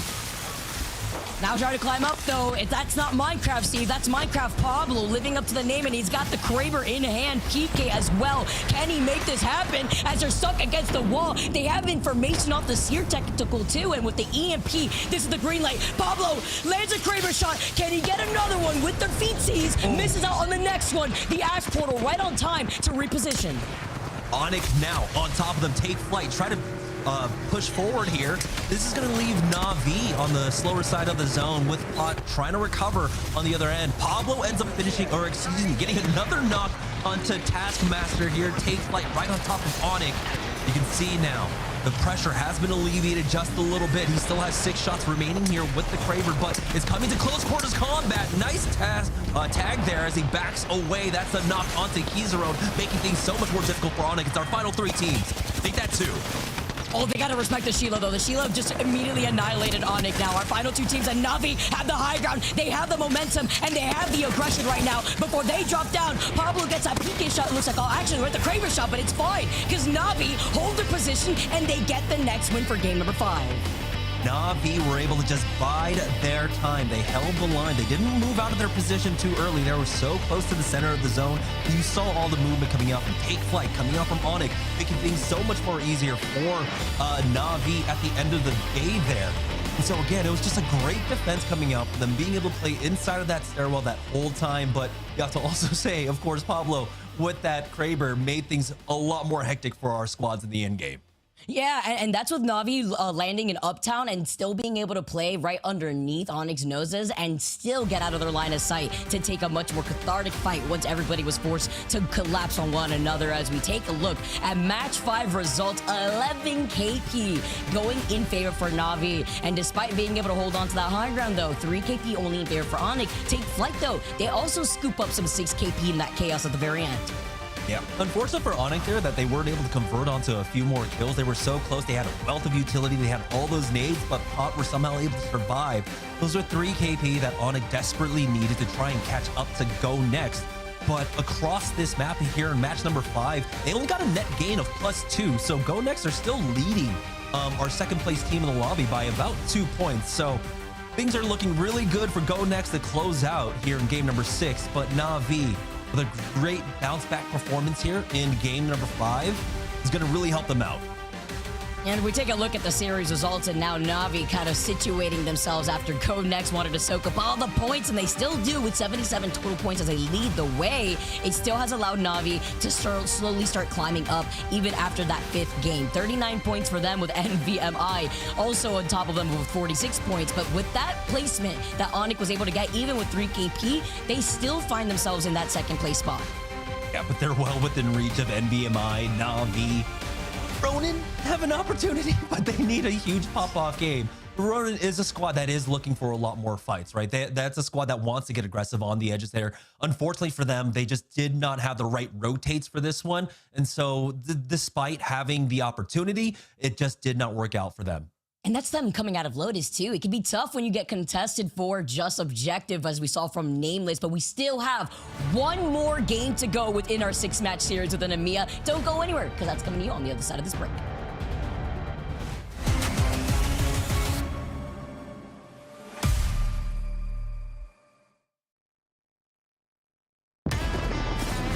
Need a breather, Wally. Should I slow down? Ah, now that's a work of art right there. Of course you think that. You've got one bloody eye.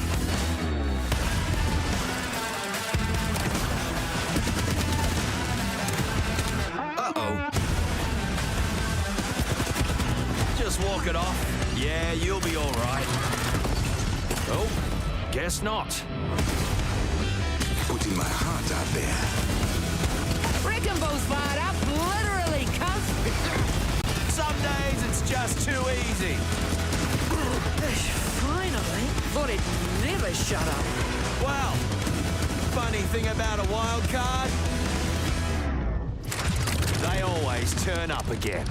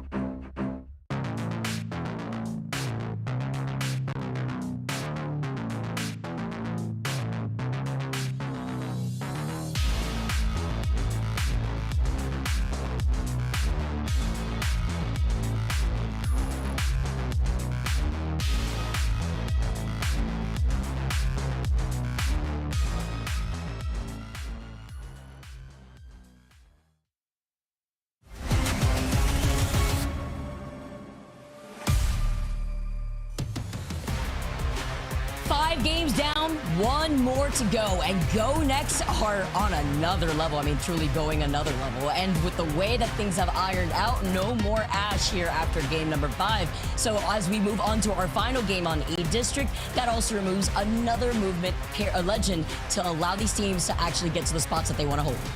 Yeah, we still have, of course, a lot of movement available left, but right now it's coming down to the wire for a lot of our teams, right? They need to turn around this split. So I'm expecting game number 6 to just be pure aggression. We already saw it there in game number 5, but we're taking a look at the final ring in game number 5 here.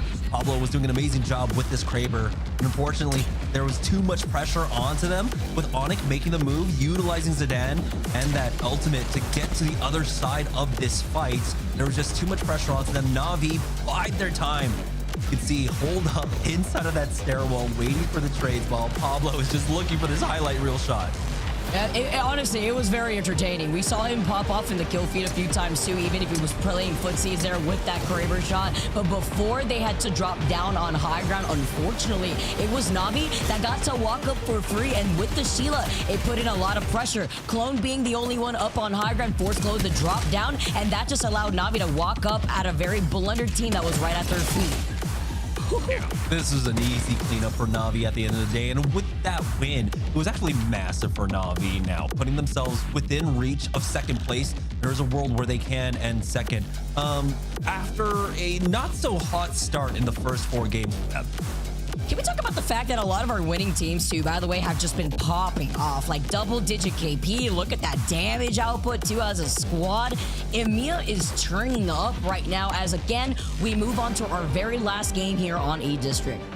Yeah, I think a lot of this comes down to just the effect that we started off with Stormpoint, right? That Newcastle gone after game number 3 made the defensive setups just very weak now. So teams can get very aggressive, can still push up. One interesting to note is that, you know, Watson somehow survived the entire ban stage. So while we were seeing a pretty upward trend in almost all the controller legends getting banned out or nearly banned out and almost getting us a reset, we have swapped on over. Half of our skirmishers are gone. It's only been Caustic in the controller side that has been knocked out. So interesting dynamic here for EMEA.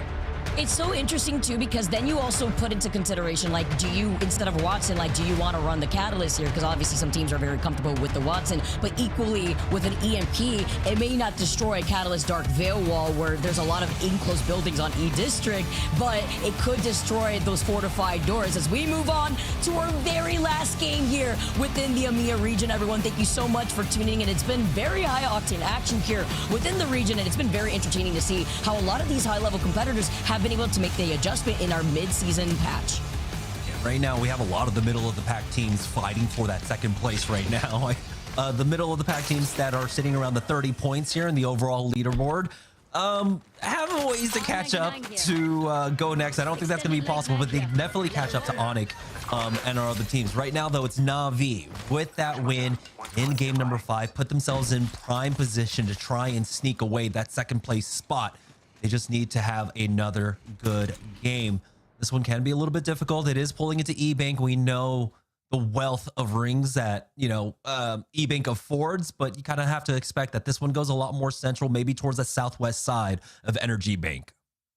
You know, when it comes to energy zones, though, it's some of my favorites, because usually if it does pull over to the south side, a team coming out of draft point, in this case VC Go, who has the ring console, they have a survey beacon, you could probably find where that next zone is going to be pulling, and they want to maybe hold that southern choke here, try to deny that from other teams. It also depends on that Evo Harvester that is on the outskirts of Energy Bank. Is going to be the most contested Evo Harvester when it comes to a lot of these teams who are already taking an evac tower to make their rotate. Yeah, VCGO also have that option to just stay in draft point, right? Keep an anchor inside the choke, but it looks like they want to get much deeper in. Roadhouse making the move. You got Na'Vi, everyone heading towards that southwest side of Energy Bank right now. Legion Gaming even making their way on forward. Na'Vi look to get aggressive, force back SJP2. Both teams take their time here. Hierarcha has to back away as he's been cracked. PK shots very early on to deal with when you have white Evo shields. It makes your eyes water, and on the other side, they're dealing with a team that has a lot more health to work with. I'm seeing blue and purple Evo shields, and maybe if they've been able to tag them, they don't like the situation, but the fight has not stopped. I'm hearing cracks here in the audio as Trojan, also with the Mozamps, get the follow-up and get the first team out of this lobby. That is SLR getting eliminated. And that's them out in 15th place with 19 points. So the bottom of the lobby have an opportunity to catch up at the very least there for GoNext. And they have such a comfortable lead right now, 26 points. It's going to take ONIC just a monstrous performance to even try and catch up to them. And that's with GoNext if they ended up just like going down here without any KP, right? But we know how consistent GoNext are. So far on the day, they have an 80-point conversion into top 10. They've got 2 wins. They're looking to try and finish this one off with another one, get some bonus points for themselves. GoNext are just doing such an amazing job today.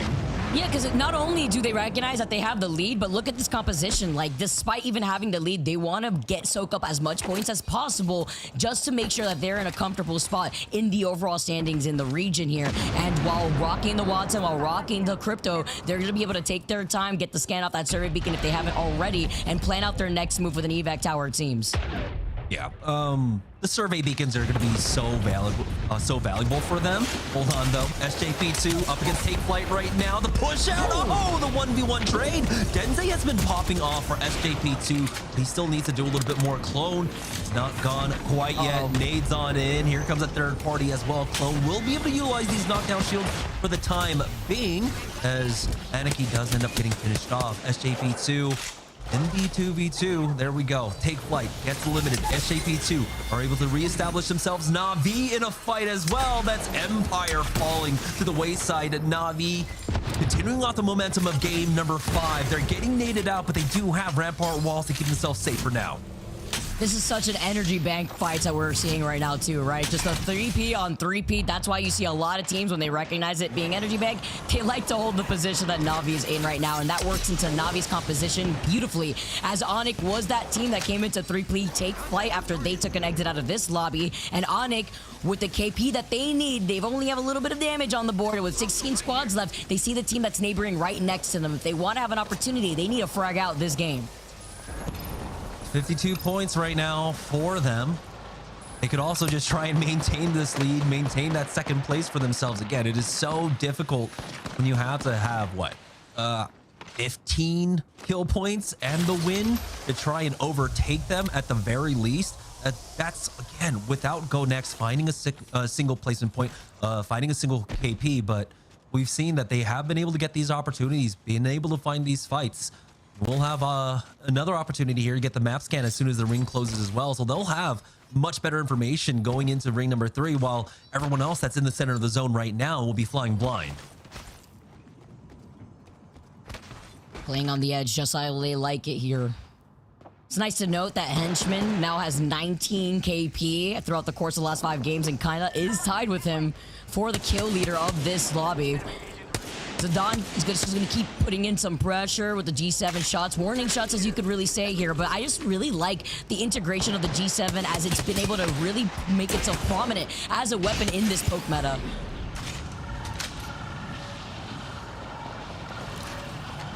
Sometimes I miss the double tap. I was just talking about that this week, by the way. I was just talking about it. I actually liked using the double tap on the G7. It hits so good, especially if you aim at the chest, and when you hit the double tap shots, it automatically aligns with a headshot. It's so good. Yeah, no, I mean, that's what the double tap is for, right? You make sure you hit that second headshot. You make sure, you know, any zombies aren't still roaming about. You got to make sure the threat is gone. No surprises here whatsoever with this pull, continuing to go over towards that southwest side of Energy Bank. VCGO Roadhouse are straddling that southern side. They do have a lot to deal with. Cybercats, Legion Gaming, Trojan, NVMI, with the possibility of GoNext and Pot backfilling there. On the north side, though, Ronin with a pretty clear path in. Maybe some friction from Nam and on Dogs, but with how much fighting we've already had, there is a lot more space here in Energy Bank, so things might level out for the next couple zones. But as I say that, it seems like Trojan and Cybercats might get into a fight there on the southwest end. With GoNext creeping up right behind them and Trojan trying to commit whether they want to take that fight or not. You have to imagine how risky that could be, because with there being a circle beacon on the edge of draft point, Trojan have to have that awareness that there could possibly be a team coming in behind them. And I even see Sparrow arrows right there too. So it seems like they had already scanned that server beacon earlier, while Longzi taking a good amount of that pressure. I'm just seeing and hearing these G7 shots find their mark. It is lethal out here as Ranches is forced to back away too and pop that shield back. Yeah, that ring console also draws a lot of attention their way. Cybercats just trying to hold the line here up against Trojan, but Trojan are slowly creeping up for the time being. Not all of this though, that third-party threat from GoNext. They are biding their time. They are waiting things out. Cybercats will go ahead and give up the position for On Dogs though. I think they were trying to follow up on that knock, try to get a little bit more off of SJP2, but they're not going to be able to at this point. We've got a team coming up right behind them. On Dogs don't have too many threats of third parties for the time being, but we still have Ronin, Citadel Gaming coming in for the northeast side, so it's not all clear for them quite yet. SJP2 though recovering here, playing off of the Watson fences, giving them a lot of space inside the room for now.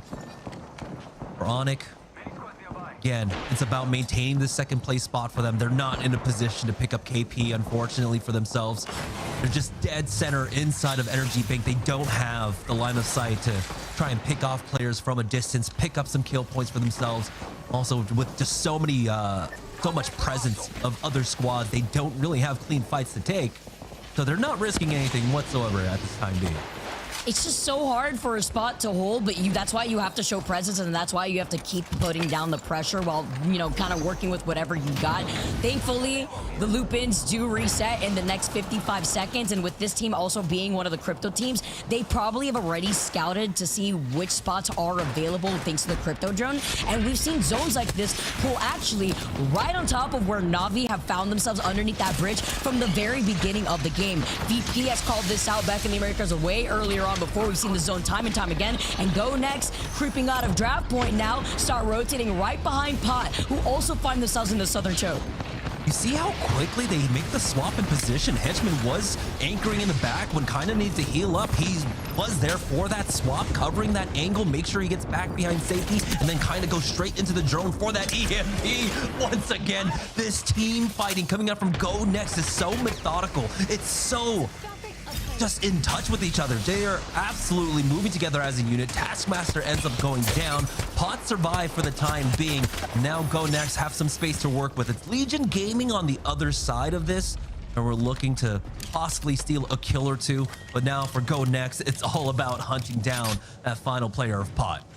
He is out of there. If you blink, you would have missed him. He went hasta la vista. He's going deep in the zone. Hopefully, he could survive. As Ring 3, obviously, you could survive through this as long as you have the meds for it. But for how long is the question? How many meds does that one solo player have from Pot? While GoNext are looking like sharks, looking around them. And again, with the crypto, it's going to be pretty difficult. But while they take their time here, there's other teams waiting for them once that next zone starts pulling. Legion Gaming, hearing the fight, looking to try to 3P, as well as VC Go on the edge of that zone in that one house, bunkered down with the rampart. Roadhouse right alongside them playing neighbor, as well as Trojan, who are still not inside the next zone. So it's still a very big cluster that GoNext has to consider unless they have an evac tower.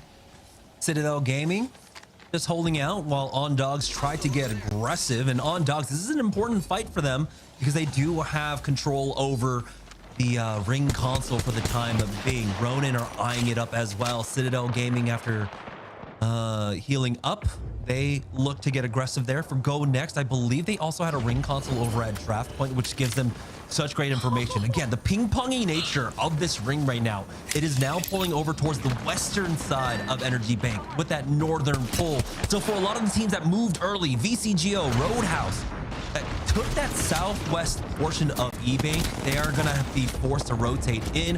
GoNext have the idea, they know that they can just rotate past this. For Trojan though, facing off against Nameless right now, they've already picked off 2. Now they just get No back up. Wow, Pot actually survived, by the way. GoNext left, and the solo that was the Watson was counting their blessings. Let's see if they could survive the zone pull, though, with Trojan. No, falling incredibly low, trying to drop down here. Guts incredibly one here, and Kiner with with the hip fire shots on the G7 is all they need after they eliminate Nameless, and he's crowned the kill leader for now. You have a number of fights taking place across the map right now. Ronin versus Citadel.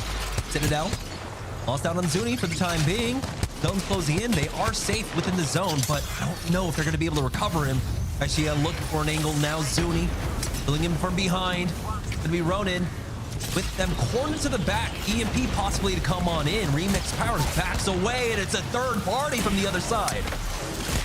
Opens up to Kaishe out here with the PK shots. It's not going to be enough when you're stuck in a 2v1 situation right there. And Denze also out for blood. Looking down at 3 tricks as GoNext still have been able to secure this area over to the left side. But with an EMP, it's going to delete all the hard work of the Watson. Kinda needs to press fire right now. And GoNext are getting harassed. Everything hurdled in their direction. If it's not the EMP, it's a Sparrow ultimate. But that's how you need to start this engagement versus GoNext to shut them down. Finally, the team fight going against GoNext here, and unfortunately, you saw Light try to get into position to back up Kinda, and he was just off by a split second there. If he had grappled just a half second earlier, he could have covered that angle and Kinda might have been able to stay alive. And so with them going down, there's an opportunity now for ONIC to try and catch up. But again, they need every last kill point to just have a shot at catching up to GoNext. And it is looking like it is going to be the day for GoNext. It's all about who's coming in second. ONIC maintaining their position, but now they are forced to rotate here. They've got Legion Gaming to their back. They have multiple teams also threatening to backfill from the south side. VCGO, Roadhouse, Navi even gatekeeping on the other side of this one. For Ronin, though, it's a pretty clear path from them.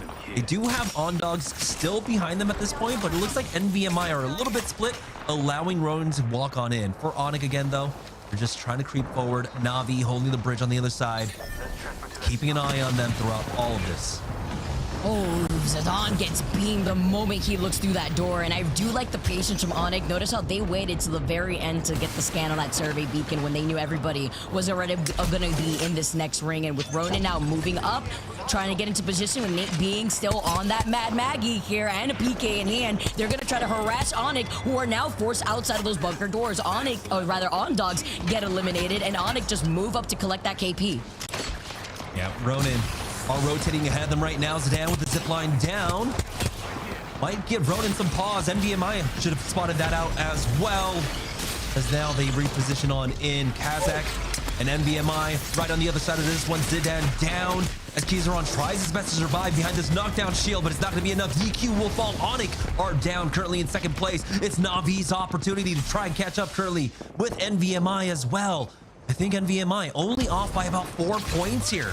So 3 KP and just a few position points. It's going to be easy for them. This is a huge opportunity for both NVMI and Navi.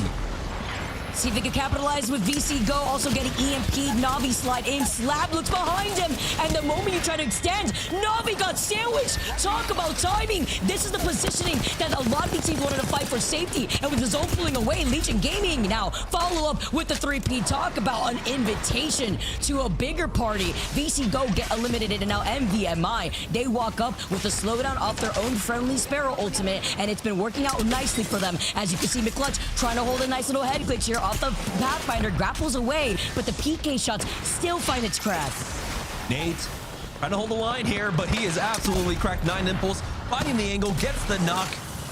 Now with MG Clutch on the other side of this one, the third party's coming in here. NVMI, they have just done enough. 4th place position with the KP to take 2nd place here.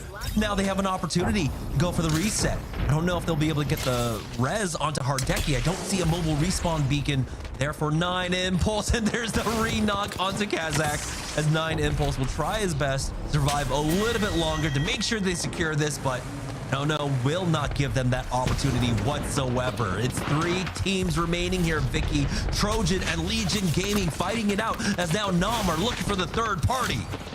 The only team right now in the best position out of all these squads is Nom, uncontested as they walk up to 3P this fight. They try to sandwich Trojan from right behind, making them the ham to the sandwich. But Ofran with the Kraber shots find the knock onto Atnum. Trojan in a lot of trouble here as Nom move up. They are feeling themselves. They have the Kraber here to go for it. They already got the original knock and they get the finishing blow to get even more KP. Last two squads as now Nom look down at Legion Gaming.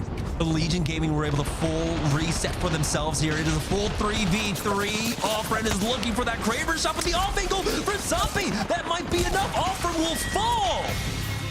And just that, the tides have turned.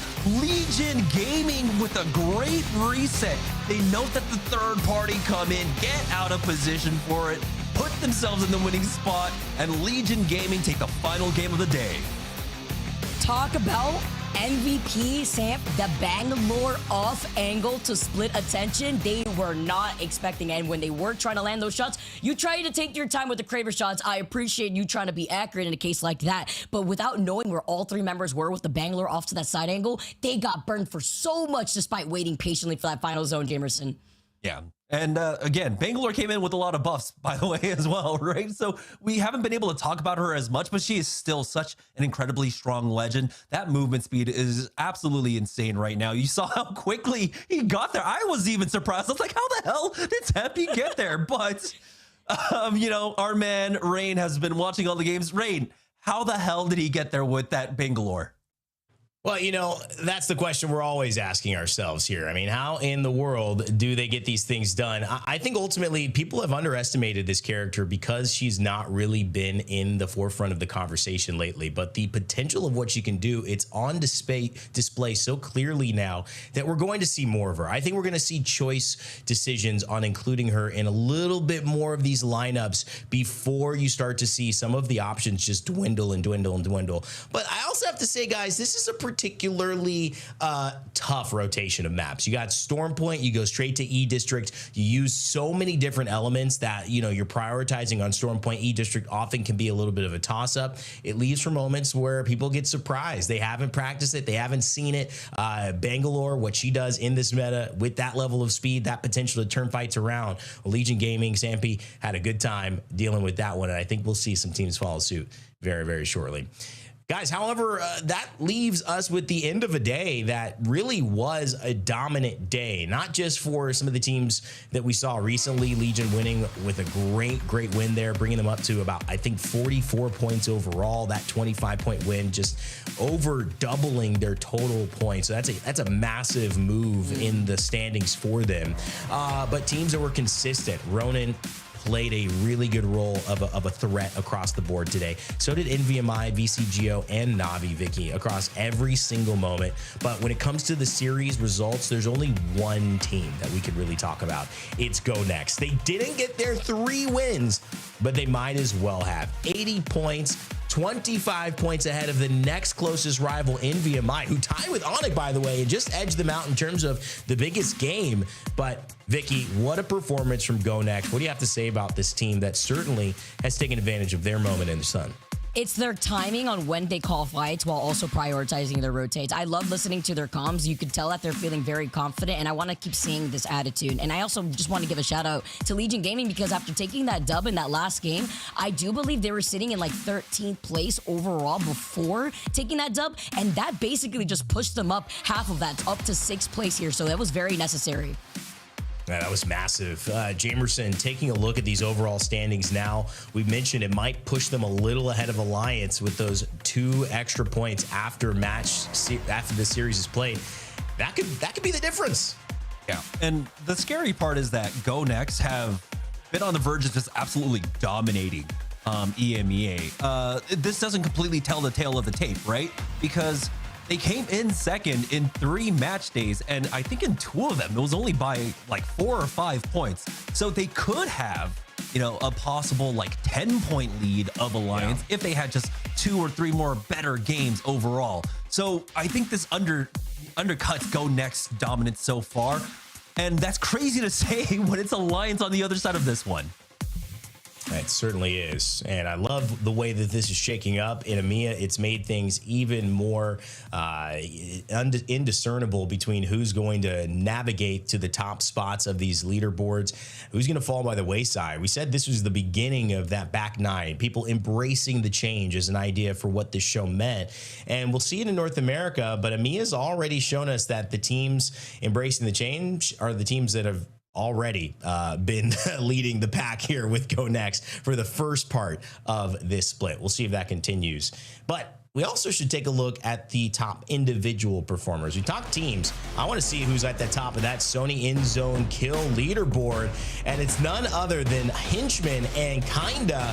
But Vicky, Henchman, the performance across the board from match day 5 and now doing it again in match day 6, just pure excellence.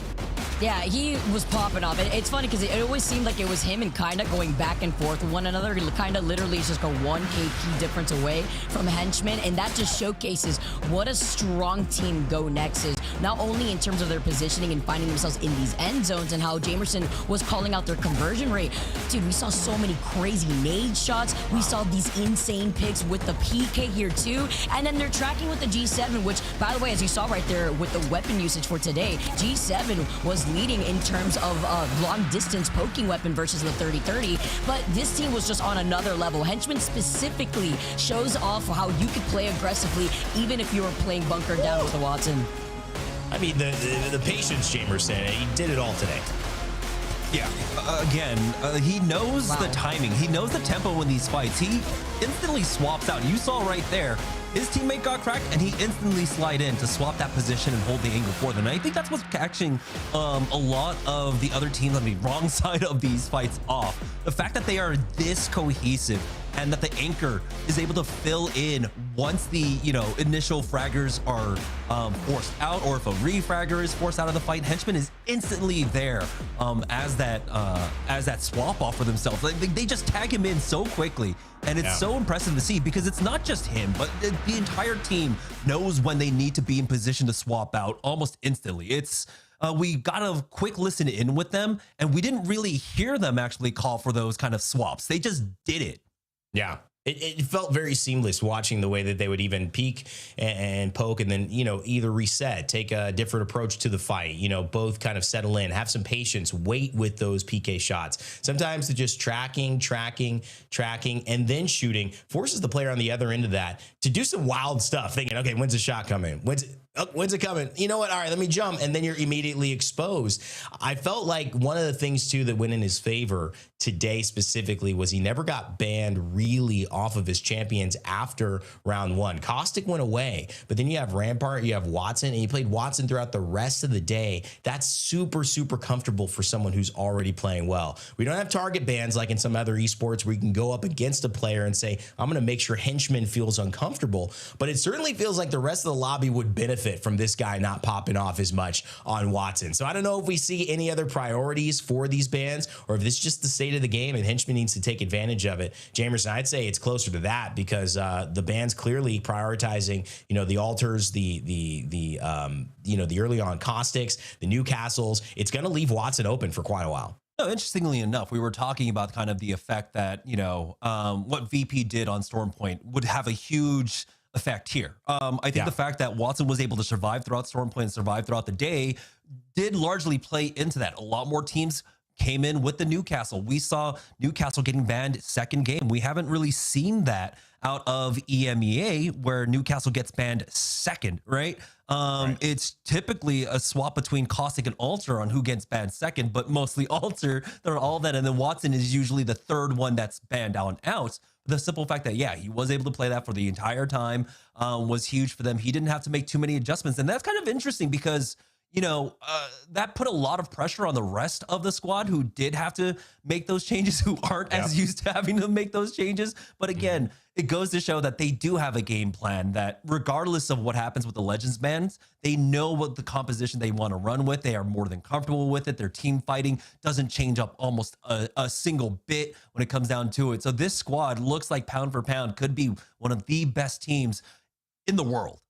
Yeah, I agree with you, Vicky. How do you feel about that statement? GoNext, top 5 team in the world. That's pretty tough. I feel like that's a pretty bold statement, but with the way that they're performing right now, it could definitely be with the way that Henchman's playing. I'll be real, with the way that he was aiming in and out with a G7, I was like, oh yeah, my boy is on controller for sure. With that G7 shots in, I saw it aiming in and out. That's kind of like the number one thing that you usually look out for. And he was fragging out, and I definitely agree with what you guys were talking about. When you have a legend that you get to stick on from game 3 up to game 6, he was on the Watson, I believe, because I believe game 2 he was on the Rampart at one point. You get to actually fall into a much more comfortable role where you don't have to make that adjustment. And as Rainday was saying too, there is no target legend bans like you would see in other games. So it makes it even more interesting to see how some of these different individual players get to shine on those characters. Well, I want to talk to the man himself, Henchman. We've got him on the line here, just going to bring his sweet dulcet tones on voice comms for us as we can chat a little bit with our kill leader and member of GoNext, winners of Match Day 6 in EMEA. Henchman, you there? Hello. How's it going?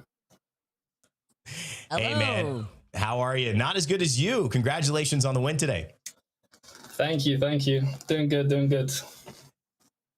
You know, I wanted to jump into your role on this team. Obviously, you got to play Watson quite a bit, and I love that for a couple of reasons. One, your consistency with the character. You had your highest kill game of 8 kills on that 3rd game on Storm Point, but you got to play 4 out of 6 games on Watson yourself. Talk to me about what you do for your team by being able to be so consistent on that character, and how maybe this meta has freed you up and you guys to have a lot of success. Well, so I'm just there, just anchoring for my team. Got the GOAT kinda just droning everyone on crypto, and Light just going crazy. And I'm just like following up on Light basically, and like off kind of EMP work and whatnot. So it's pretty chill. Can't lie, it's pretty chill.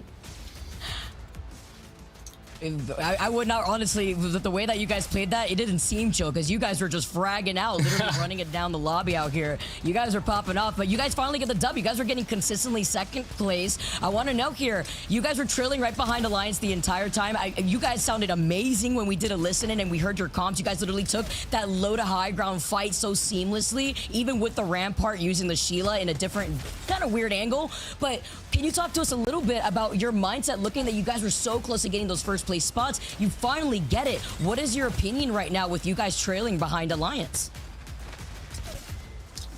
Oh yeah, well, for sure, we've been going crazy. I'm really confident in the team. I think we're 1st overall in Pro League now. Just got to keep it consistent, get more top 5s even. But we're aiming for 1st place, 1st in Pro League, for sure.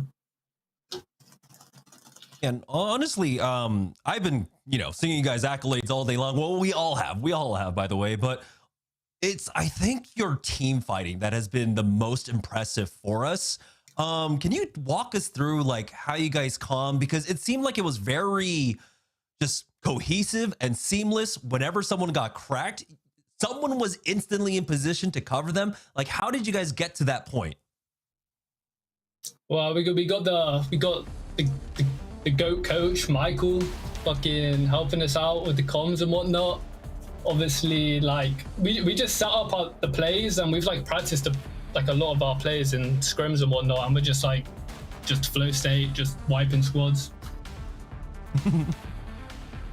Well, you guys have brought a lot to EMEA. I'm excited to hear more from you and from your teammates a little bit about the intricacies of what is making this work so well. You both, or all 3 of you, have really been in premier positions, whether it's orgs, whether it's top of the league, whether it's just the ability to everyone look at you and go, this is a top tier player in the ALGS. Now you 3 have meshed and found something special together. So I'm excited to see that this is maybe just the beginning for you guys. And to close out, before we let you go, if we say, GoNext, top 5 team in the world, you guys, you agreeing with that, Henchman?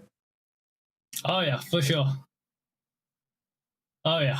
I have a feeling he could have even said up. He could have even said number 3, number 2, number 1. That's crazy. But you know what? I love a heart of a champion. I love the heart of a champion, man.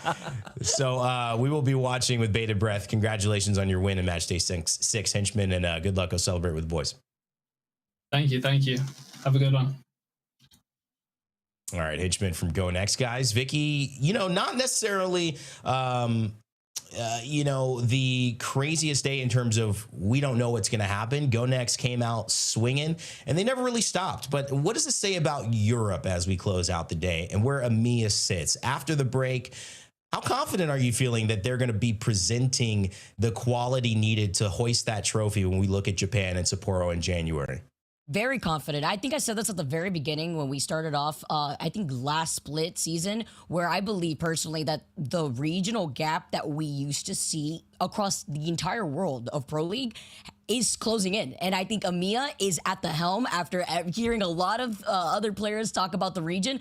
They definitely have something to prove. And I think this has been that motivator. We're seeing that gap close between what Alliance has been as the Titans of the region and the rest of the regions now being able to close that gap and find themselves in that place. GoNext being the ones to really start things off here for the rest of the team.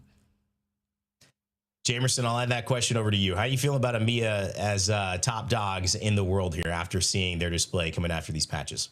Yeah, I'm not sure if they're the top dogs yet, because we do see a lot of reluctance from EMEA to swap off to the kind of meta that we're seeing globally. They have been slower on the uptake. That's why we're seeing Newcastle finally, I think, after a couple more match days, having higher priority when it comes to bans. But they have caught up there. I think one of the best signs coming out from EMEA is that we have 3 distinct teams that are really leading the charge for the squad in 3 different ways, right? You have Alliance, of course, doing an amazing job with the Newcastle. That's been their core for the large majority of this split, going out from GoNext, seeing them being able to pull out the crypto. And then, of course, all the Sparrow teams that have been doing extremely well so far in EMEA. So I think when we do get Japan, the fact that we do have kind of versatile compositions, versatile ways of playing coming out from EMEA is a good sign. Well, it's a great sign whenever I see you two next to me on my 3 box. Thanks so much for being a part of a great start to the day. We got more coming up in North America, but take a break, guys. Get some lunch, and we'll see you in just about an hour. That's right, ladies and gentlemen. We are not done yet. While EMEA is coming to a close and on its sunset, it's about to be sunrise for North America. Coming up, it's match day 6, and you know what that means. We've got all the action that we just saw with first look at the roster swaps, which if you thought EMEA was crazy, well, North America, it doesn't even hold a candle to what changed in the Americas. You look at also the patch notes. Will we see more Seer, more Maggie, more aggressiveness? What will be the differences between the 2 regions? You have a chance to find that out at 3 p.m. Pacific time. It's 1:07 p.m. Pacific time now, which means you got about an hour and 53 minutes, about 2 hours before it's time for that. My friends, my family, it's been amazing to be with you today. I am your host, Rain Day. I'll be with you on that second broadcast as well and throughout our doubleheader this weekend, so it's going to be a lot of fun. But if I don't see you next for North America, or I don't see you tomorrow, make sure you follow us on our socials. It's TikTok, it's Instagram, it's YouTube, it's X for Play Apex Esports. Or if you want to watch on Twitch, which you might be watching right now, it's the usual. It's the old twitch.tv/playapex. It's been so great. What a great day. EMEA match day 6 gave us all the fireworks we were hoping for. And a big shout out to Vicky and Jamerson, all of our crew at Esports Engine, everyone at EA and Respawn for this game. I'm your host, Rain Day, and I'd like to remind you to never give up, never stop gaming, and we will see you all in the Americas.